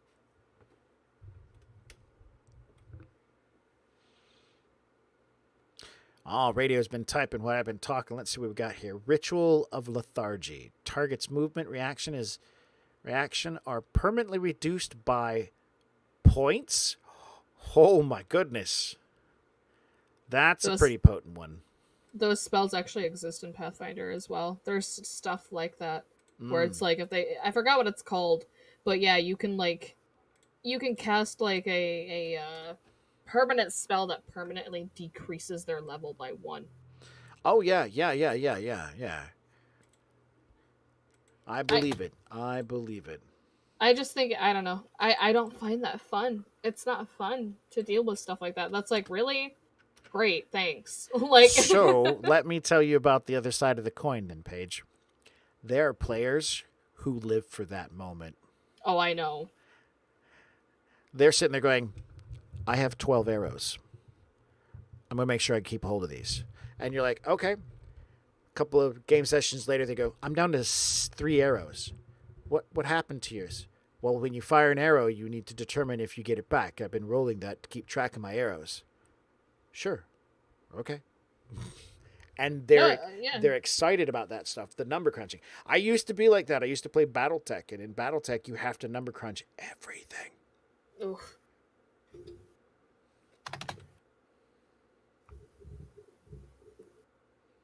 I'm gonna turn the brightness up. Diabolic magic's not meant to be fun. I'm sorry. Have you ever played a blood mage in your entire life? It's fun. Have you ever met a blood mage or anything evil? Have you ever played an evil villain? It's fun. Yes, I definitely see where he's going. Keep going. Yeah. What's not fun is when you're playing a game with a bunch of friends and you keep coming across permanent spells that permanently decrease for example, movement and reaction, causing your character to be slower or just have something of their, which, yes, in the world of magic and everything like that would make your character, grow and have to deal with that shit. But in that moment, I'm not going to be a happy camper, because that's something that you earned over time, especially with losing a permanent level point, for example, like the one in Pathfinder. I feel like that's just pure BS, because it just sucks. It's not fun. And I get it.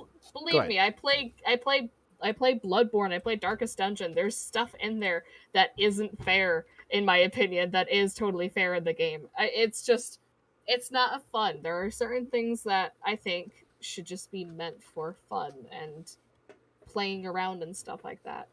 having something permanently be taken away for you for quote unquote fun is not really fun unless I'm just having like anxiety from the last times I've dealt with permanent spells. And it So could be honestly be that. so let me tell you a wonderful story. As a game master, I'm going to tell you about my ghouls. Your ghouls? Ghouls. You've played Pathfinder. You know what ghouls are. Yeah, I You know fought what ghouls. you know what they do, right? Somewhat.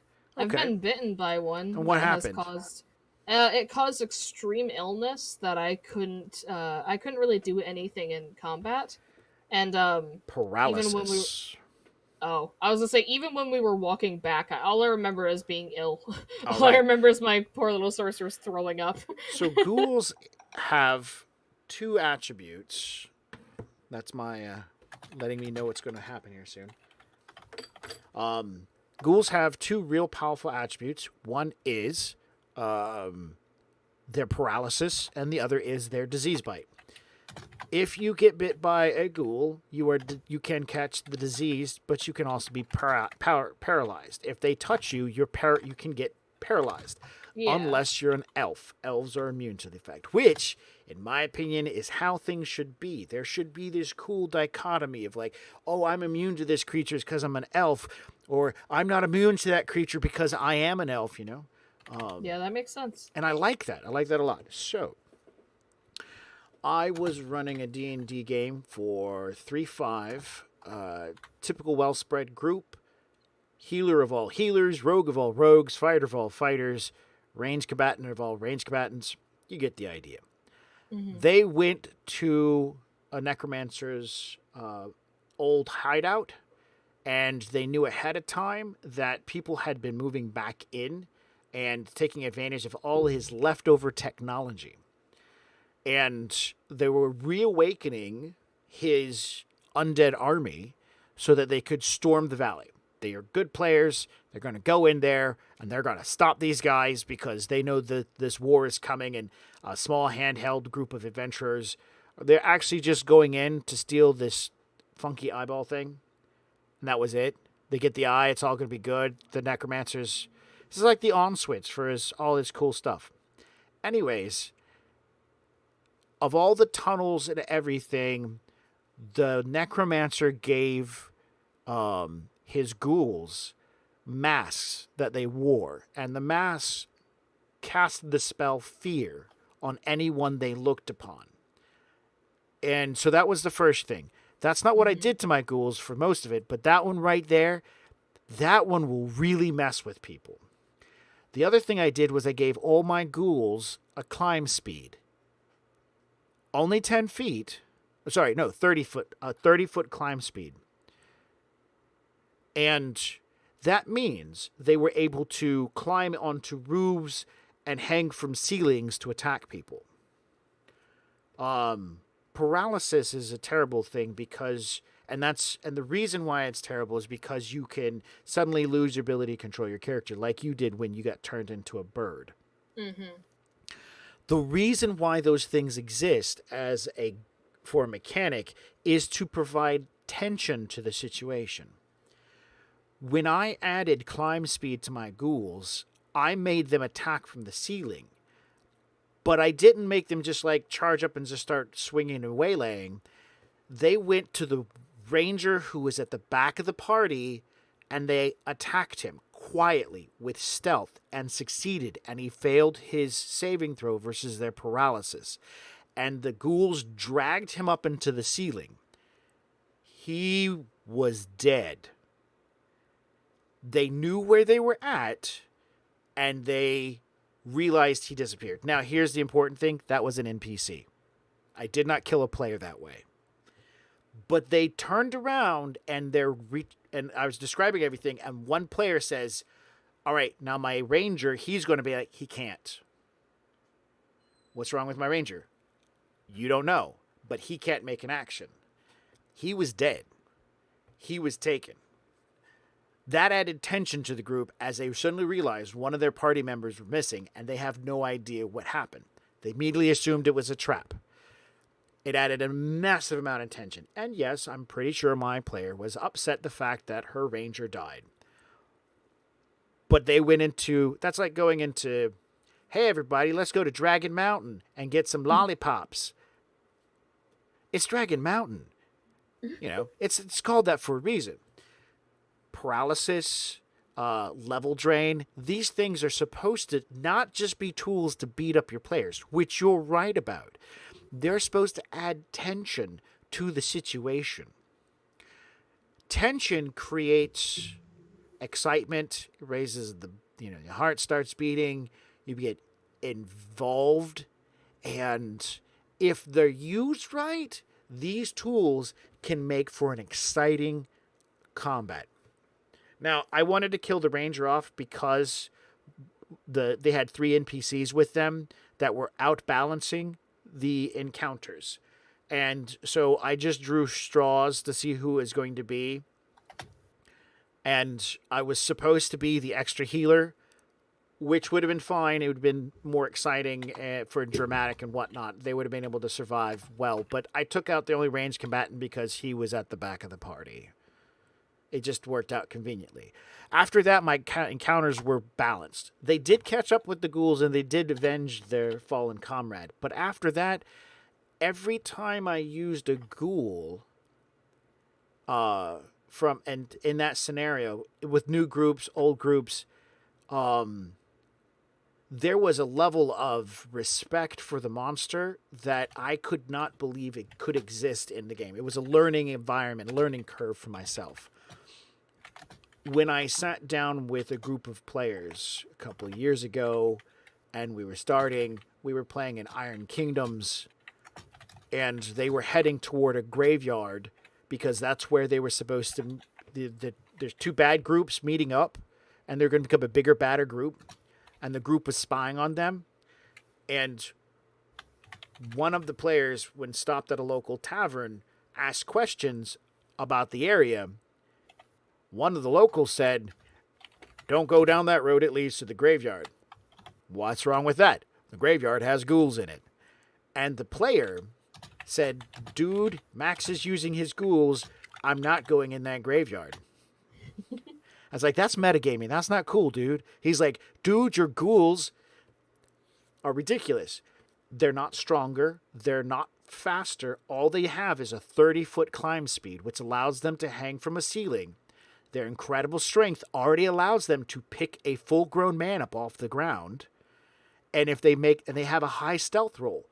For the level which they come at, all you need is 2 challenge rating 2 ghouls with a speed of 30. They become challenge rating 3, which makes it a challenge rating 4 encounter. A 4th level party being snuck up on, that's a challenge rating 5. So it's a really hard fight. It should be. Now, somebody could have a really good perception and catch them, but so far, of the 3 times that I have, I gotta say, 3 times I've been successful with using those monsters as a no shit scare tactic, creating a hell of a amount of tension in the actual scenario. But there's other times they see them, they fire arrows, they lob fireballs, they see 2 ghouls, and all of a sudden they're like throwing everything at them. Because if they've encountered them, they still hold on to that level of tension of, holy crap, that's a ghoul. So then later on, I added in the tactic that ghouls follow the same mentality as raptors. You will see one, but it's the other 3 that are sneaking up on you. Adds another challenge rating to the encounter, but you provide to your player a sense of tension. And, man, so the fighter from that one going into the necromancer's place, he had a magical sword. He had a magical item that would, upon his death, make him appear invisible. He would be brought back from the dead, be invisible, and be 10 feet away from his body. Ghouls jumped him. They knew they were there. Fight goes bad. He gets paralyzed. Paralyzed? He gets paralyzed. And one of the ghouls grapples him, and the 3rd ghoul pins him to the ground. The next round, they had 1 whole round to get to him. He was pinned to the ground, and on that round, they coup de grace him. The ghouls did, because none of the players attempted to get to the warrior. And I get it. It was bad. The rogue fucked up the disabling the trapdoor thing. So it's a, oh damn, your dice got you.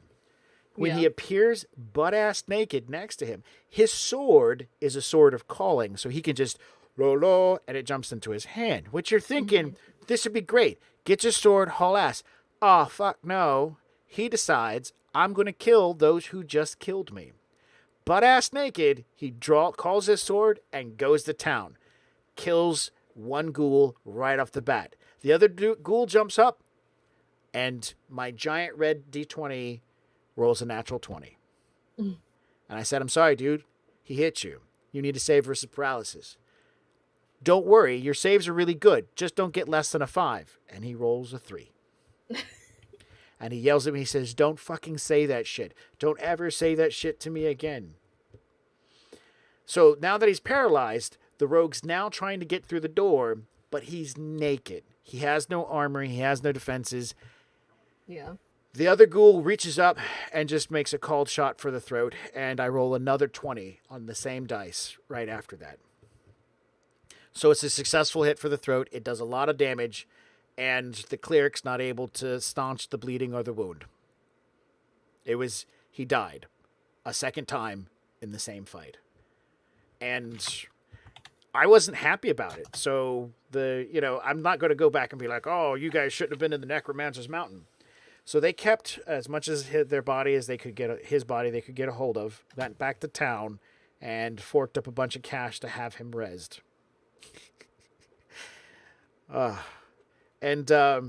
He was happy.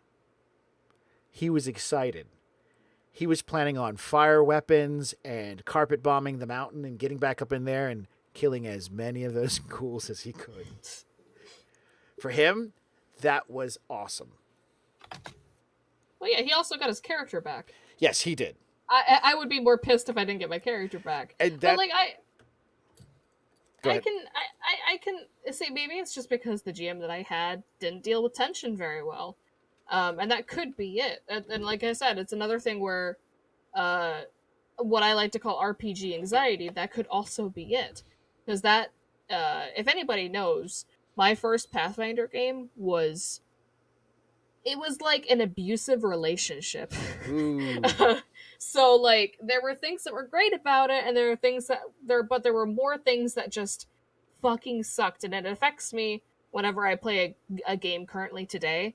When there are certain things that characters do or certain things other players do, I tend to shut down or go quiet, and I've gotten better with getting out of my shell and doing that, and it's only because I've had bad players in the past and bad GMs, or a bad GM in the past.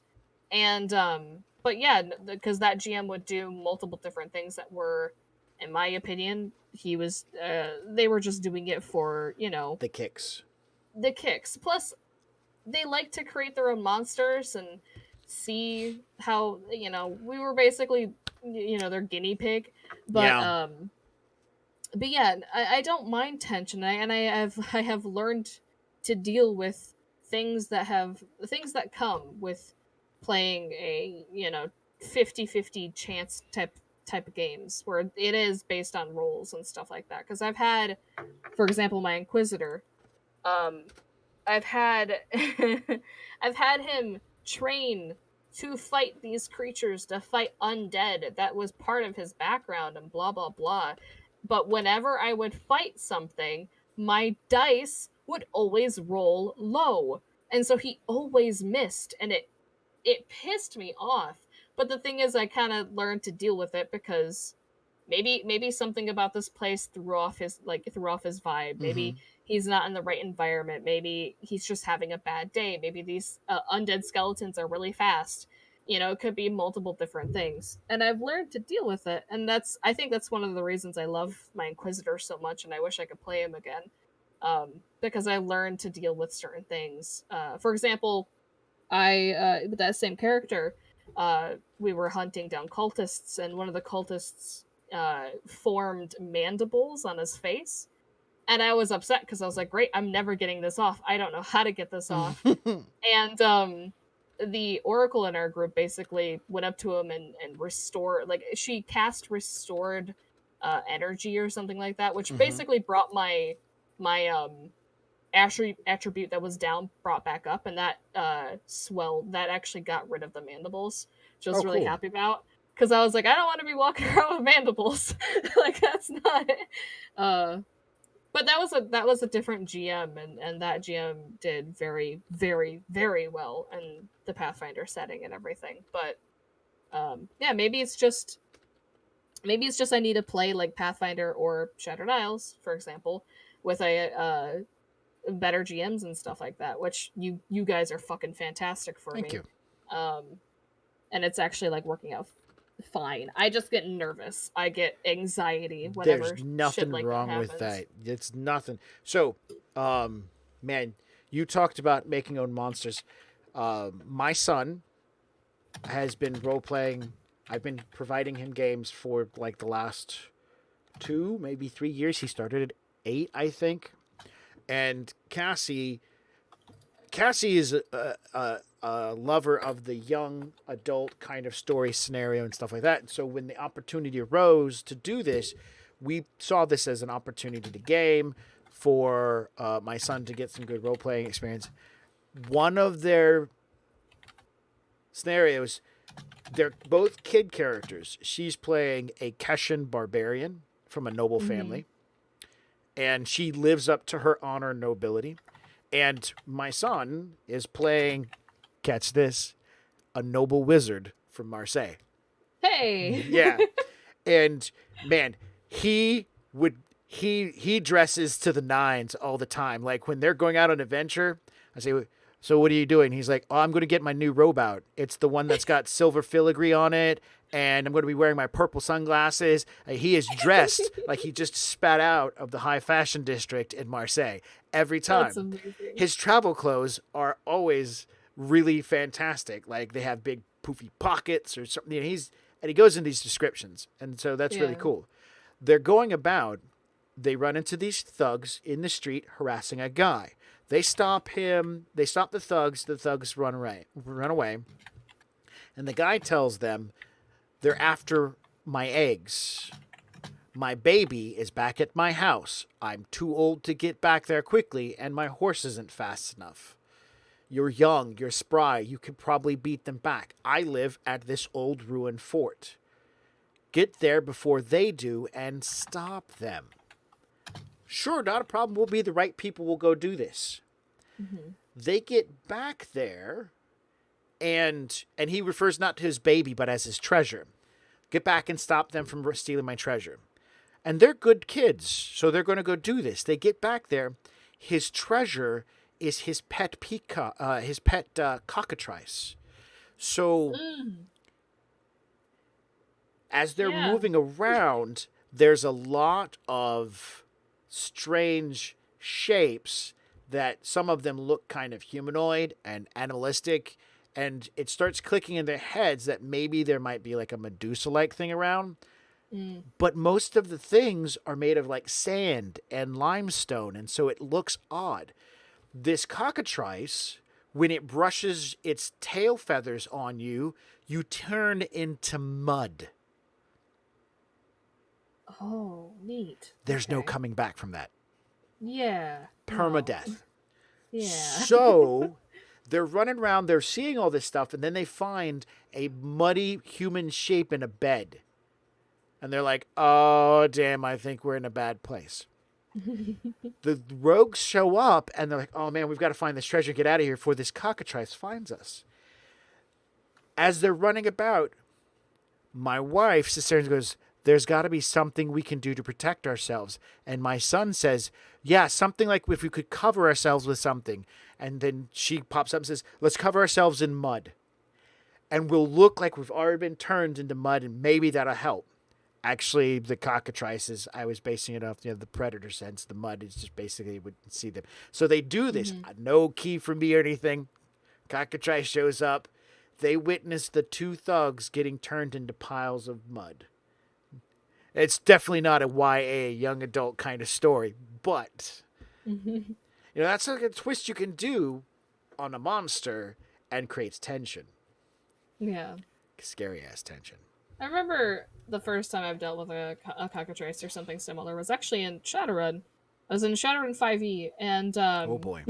we were in a zoo, and we we were meeting up with this guy that basically, moral of the story, my character found this comm link on a run, and it had like a bunch of jumbled code on it, and he's not a hacker or anything like that, so he didn't really know what it was. And so so basically he took it to get it decoded by a decker. And so the decker was like, yeah, this popped up, and it was basically more jumbled code, but you could actually read it, and it basically told, it was a diary, basically, whoever owned this comlink, and it was saying some pretty incriminating things about the governor of Seattle, I think. And so Alex, my character, was like, I'm gonna keep this because I could probably sell it to some people. And he was immediately attacked by the Yakuza in his own apartment. And he got away, thank God, because the Yakuza. But anyway, the owner of the comlink called him up and basically said, we need to meet somewhere.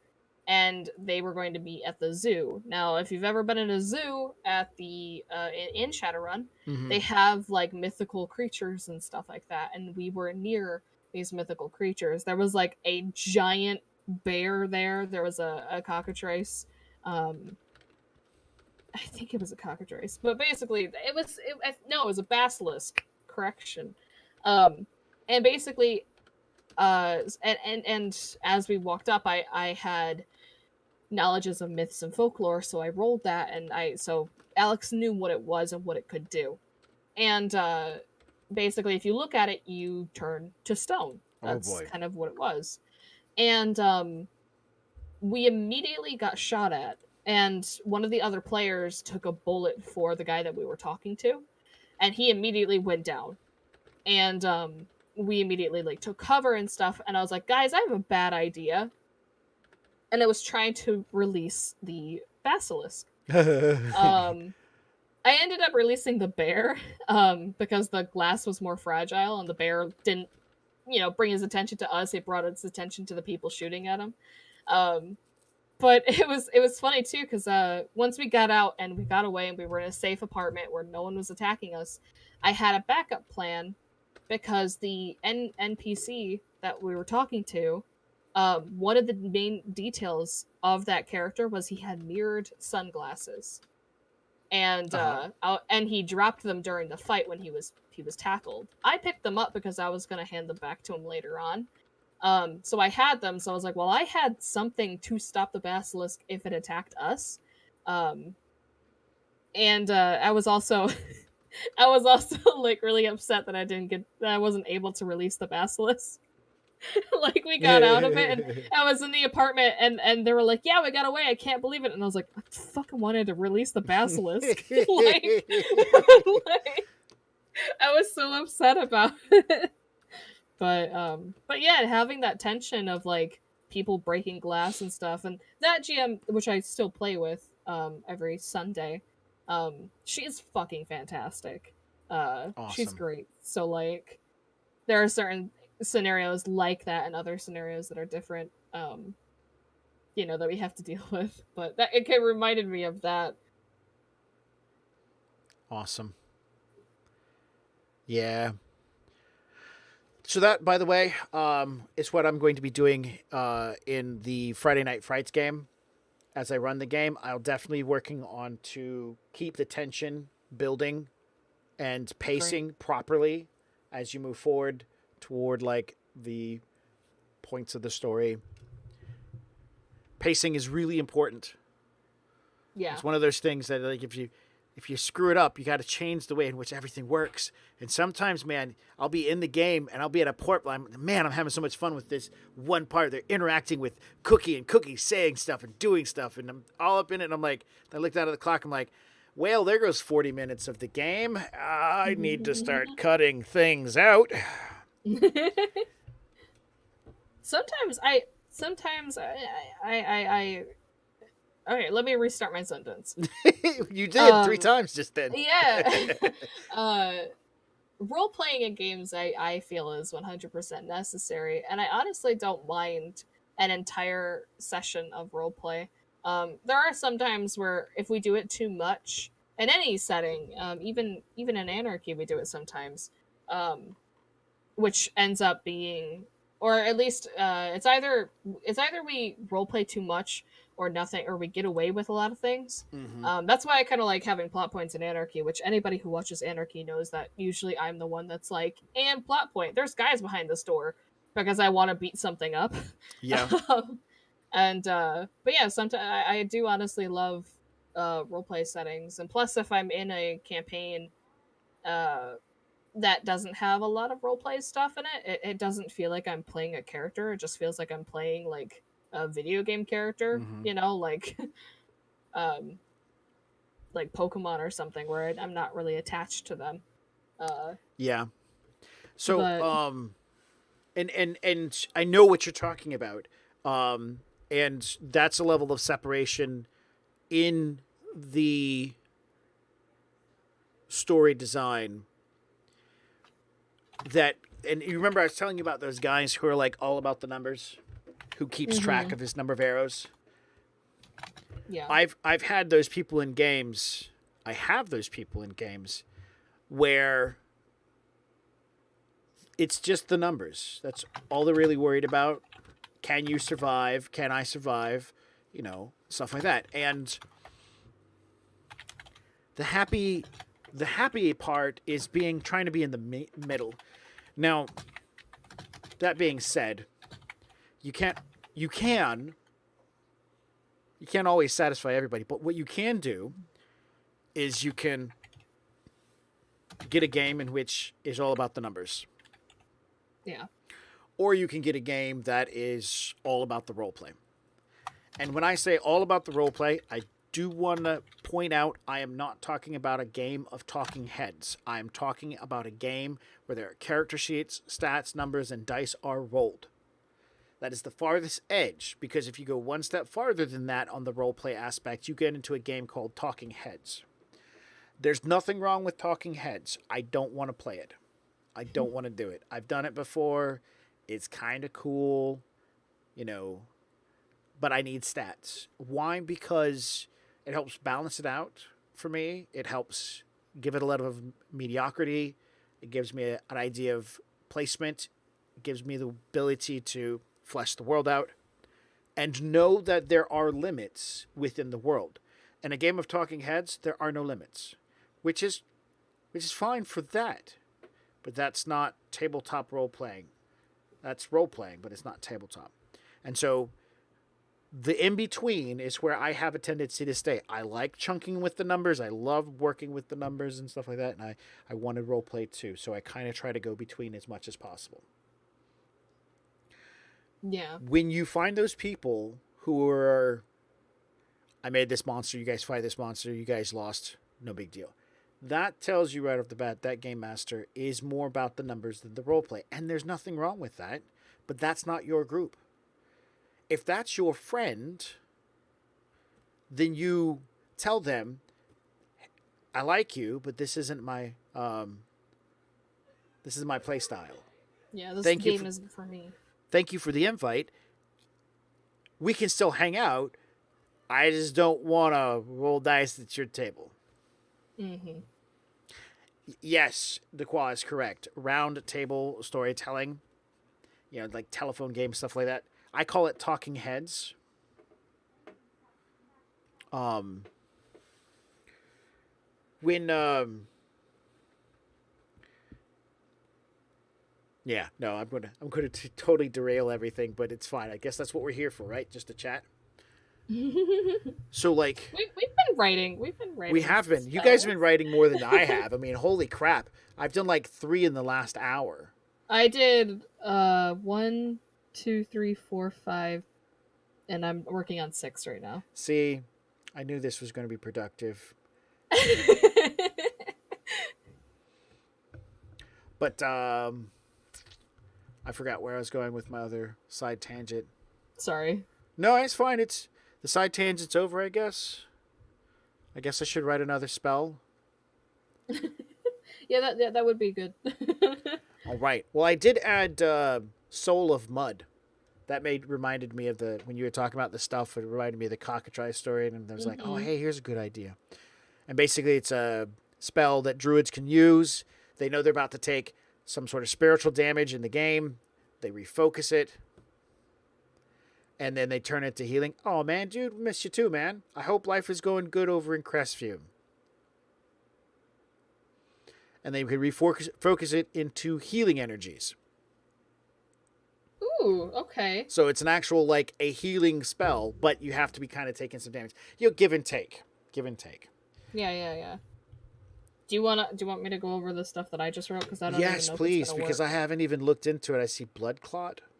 Yeah. Okay. So I have. Let me highlight these, because those are the ones I've written so far.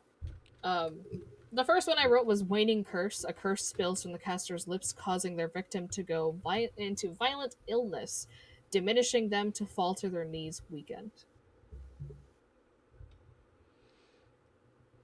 Nice. I don't know how you want to do rules with that, but I have that. I know I Um, like it. Yeah. Yeah. No, that's fine. I can work my way through that. cool. I have Blood Clot. The mage cuts open a wound on themselves form their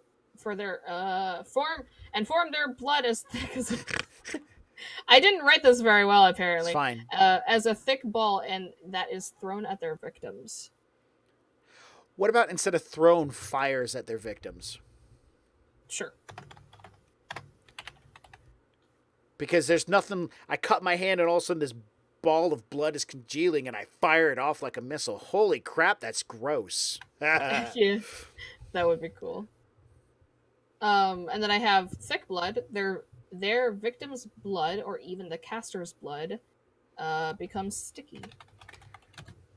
Let's say, are you looking for to provide damage reduction or some level of healing from this? I mean, I would use it in a certain area where if, for example, if Thomas was using this, which I actually had something similar on his spell list, um, if someone was injured and let's say they were actually like leaking quite profusely, Mm-hmm. um, having their blood become sticky, uh, would either make their swords stick to someone. For example, if I made like Kodrog's blood sticky and he was cut with a blade, the blade would stick into him and stay there. Another person would be stuck in their own like puddle and or blood Read splatter. what radio put. Thick blood would just they it's would not. it's magic. Disbelieve, suspend belief. But yeah, I mean, I can imagine it being What like if diminishing their like what if reaction the or something. what if it just reduces bleed effects? That's the whole point of it. It reduces bleed effects, which also means that if something goes to try to drink your blood, you ever had one of those milkshakes from McDonald's that are really thick, and Yeah, your and you're slurping it and you can't get it. Yeah. the straw starts to bend and close in around you. The back of the child's skull starting to cave in from how thick it is. Yeah, Mm-hmm. that could be it. Anti-bleed, anti-vampire stuff. I would love that spell because I would walk into a swarm of mosquitoes and be like, "Suck it, Trebek. You ain't getting anything from me."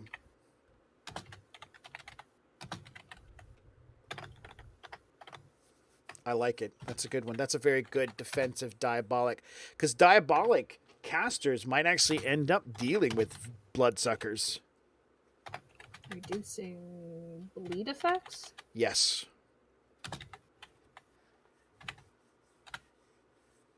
Ooh, I got something to add to that. Okay, go for it, please.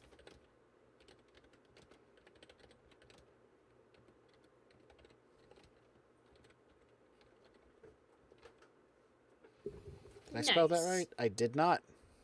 I don't know. What did I miss? It looks nice to me. An I, apparently. An N and M. Oh man, I butchered that Um, word. and I have Viper's Kiss. Green transparent snakes form from the player's forearm that jolt out and bite their victims, causing poison/venom, taking 2d6 points of damage over time until healed. Ooh. Oh man, that's pretty nice. Yeah. I was like, oh, 1d6 is. I mean, I don't honestly. I think Thomas has like 13 hit points, but like, and or more Yeah, from the last time I checked. So I feel like 2d6 is pretty, like it a is. pretty. Every Is round good. you're rolling 2d6. Oh, 1 point. Oh, 2 points. Oh, none. So I'm Yeah. going to read one I made. It's 2 down from here. Summoned Vile Spirit. The diabolic caster pulls from his target either a dark secret, a fear, or some other negative trait that would manifest in the form of a small impish creature. This creature will immediately attack the victim with all the while taunting or intimidating the victim. So they would summon this tiny little imp creature that begins yelling whatever this person does that they wish to keep a secret. So like if it's a politician, that'd be so much fun to roleplay. yeah, I know. That's what I'm like. Yeah, this is good stuff. This is all good stuff. I have actually something similar to fear because phobia gaze goes on fear. Yeah. Caster stares at their victim, providing an illusion of their victim's. Oh my god. Apparently, I can't type good. An illusion to their victims as their deepest fear, causing the victim to freeze in fear. I wrote it right. It's just Paige can't read apparently.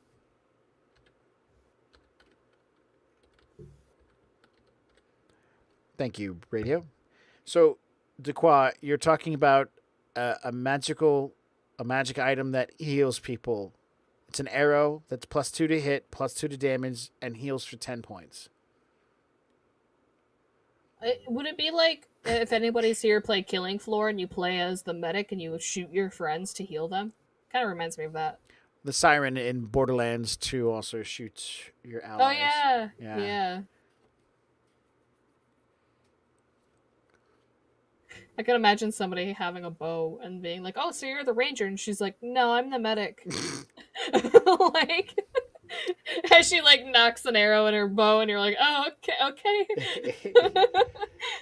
Start running because the healing hurts at close range. Awesome. She just pulls back. Oh man. Shit. Well, I definitely like where this is going. This is a lot of good writing. I should probably wrap it up here soon. It's almost 7 o'clock. I've had some fun. Yeah. This was definitely fun. Look at all the good work we've done. We did. I think over time, if it's okay, I'll probably add more to Arcane and stuff. Because I'm on a roll right now, and I have one other thing I need to do today. But other than that, that's it. It must be nice to only have one other thing to do during a day. I mean, it's work. I would have. Go ahead. I would have more if someone just gave me the description of Kodrog, but I'm on it. That's one of the things I need to do today as well. Later tonight, I should be coming back on to broadcast. I'm going to be sharing the new game I got today called Tailspire. It's not an actual game. It's a dungeon construction program. If you're on the Twitch where you get notification, definitely pop on and check it out. I'll be talking about it. It is something I want to take advantage of. It's something I want to use. I know I have plenty of opportunities coming up here to utilize it, and I want to share it because I think these guys are doing a really great job on putting it together. So definitely, if you see me pop back on later tonight, about 9:30, 10 o'clock Eastern PM, and you're not too tired, come hang out. Paige, that's an invitation. If you're on and you're not doing anything, you want to hang out while I play around with it so we could do some more talking. It's going to be another let's chat kind of thing. You're definitely welcome. I'm gonna let Paige plug some of her stuff now. Oh, thanks. Hello. You can't see my face, but that's okay. You can hear my lovely voice. Hopefully, I sound good today. I'm Paige. I'm not on uh original box set that often, but I normally am on Shadowcasters Network, which I play in multiple games that they have, but primarily Join the Anarchy, which is happening 2 weeks from now because of personal things and other things. But that'll happen on I want to say the 22nd, but I could be horribly wrong. Um, but I play Voltar, and that happens, like I said, every other Monday. But for right now, it's going to be 2 weeks from now. I play Voltar, completely cybernetic, super soldier. We're right now infiltrating Ares' headquarters. Ooh. Yeah, which is fun because Ares. But Yeah. right now it's going fine. We have like 300 more floors to go, but so you can go there and help us out, give us suggestions, and if you give us suggestions that we like and we take them, your name is in a raffle, and we draw your name at the end of our show, and you could win $15 on Drive-Through RPG. So that's That's a pretty thing. awesome. Yeah, I also have next week. I have Night Witches. I believe it's next week. I don't have my planner with me, so I'm going off It of my is. brain. Yeah, I next week talked to is Oz. next week Wednesday, I think. The Mm-hmm. 23rd. 24th. 24th. The 24th that we have Night Witches, which also starts at 9 p.m. Eastern Standard Time. And that has Cassie in it, and Cassie Levitt, and Scrim, and Sabrina, and it's fantastic. We play Russian female pilots, and I want to say World War II, but I'm It not is. smart. I'm not smart with history. But basically, we're bombing Germans, and it's getting heavy. So Yeah, you if I should join us remember for that correctly, too. somebody's significant other just recently had a bad run in with getting caught. Yeah. My secret lover may or may not have has a bullet in the back of their head, but other than that, I can't think of anything that I'm doing other than Shattered Isles and Friday Night Frights this Friday, and this Saturday. Uh, Cool. Friday night Friday Night Frights is that's still going on this Friday, right? Yes, this Friday we're going to do character generations. So keep in mind that you're going to be making a special agent for the Right. FBI. And we're going to be testing out the new setup for character generation to see how it works out. And go from there. If it works the way it's supposed to, we'll have the character finished within half an hour and be Ooh, playing. nice. That'll be awesome. See, that's happening at 10 p.m. Friday night. So if you're feeling brave and want to join us for a really late night character creation and Mm-hmm. possibly run, Mm-hmm. then do that. Saturday at 5 p.m. We're doing Shattered Isles, Yeah. which which basically you might see Thomas cast some of these spells that we're Heck yeah. creating. We got to talk about how So many spells Thomas actually has. I don't want you to have all of them. yeah, that would be that. Yeah, That'd be ridiculous. that would be helpful. But in real life, I'm an artist. Here's all my shit that you can look at. Uh, I do art stuff, a Mm-hmm. lot of art stuff. I would highly suggest you go to my Instagram because I post everything there. You might actually see a photo of me and Oz together because we hooked up this week or last week Friday because he was in town. Mm. But I am having a huge, like I mean huge art sale. Um, all full bodies are $10 and all busts are 5. And normally they range from like 40 to 60 to 80. So get your artwork. And I'm talking fully bodied inked characters. You can't beat it. Plus, I mean, look at my artwork. It's fantastic. But if you like it, great. You can contact me. I have an email on my Instagram. You can also just DM me, which is probably easier. Um, and we can talk about creating a character together. And Heck I yeah. will draw it. I will draw it. It's an original page artwork that I will send to you. I would say something else, but I lost my train of thought. But that's it. That's Please it. buy my Yep. artwork. Okay. And I will get with John to get you a description of Kodrog this evening. Thank you. Thank you. So you can definitely keep working, and I'll pay you for your work. She is drawing the characters for the Shattered Isles, and we will be displaying them during a game session as rather large images as well as miniatures if we use a map, which we probably won't. But that would be cool if we did. Yeah. Which I will post on my Instagram once they're finished. Yeah. Hey, Yeah. more plugs. Awesome. Well, I'm going to let you go so I can go get some stuff done and you can finish up these spells. I'd like to thank everybody for joining us for this Let's Chat. It was fun. We'll do this again. Bye. Bye.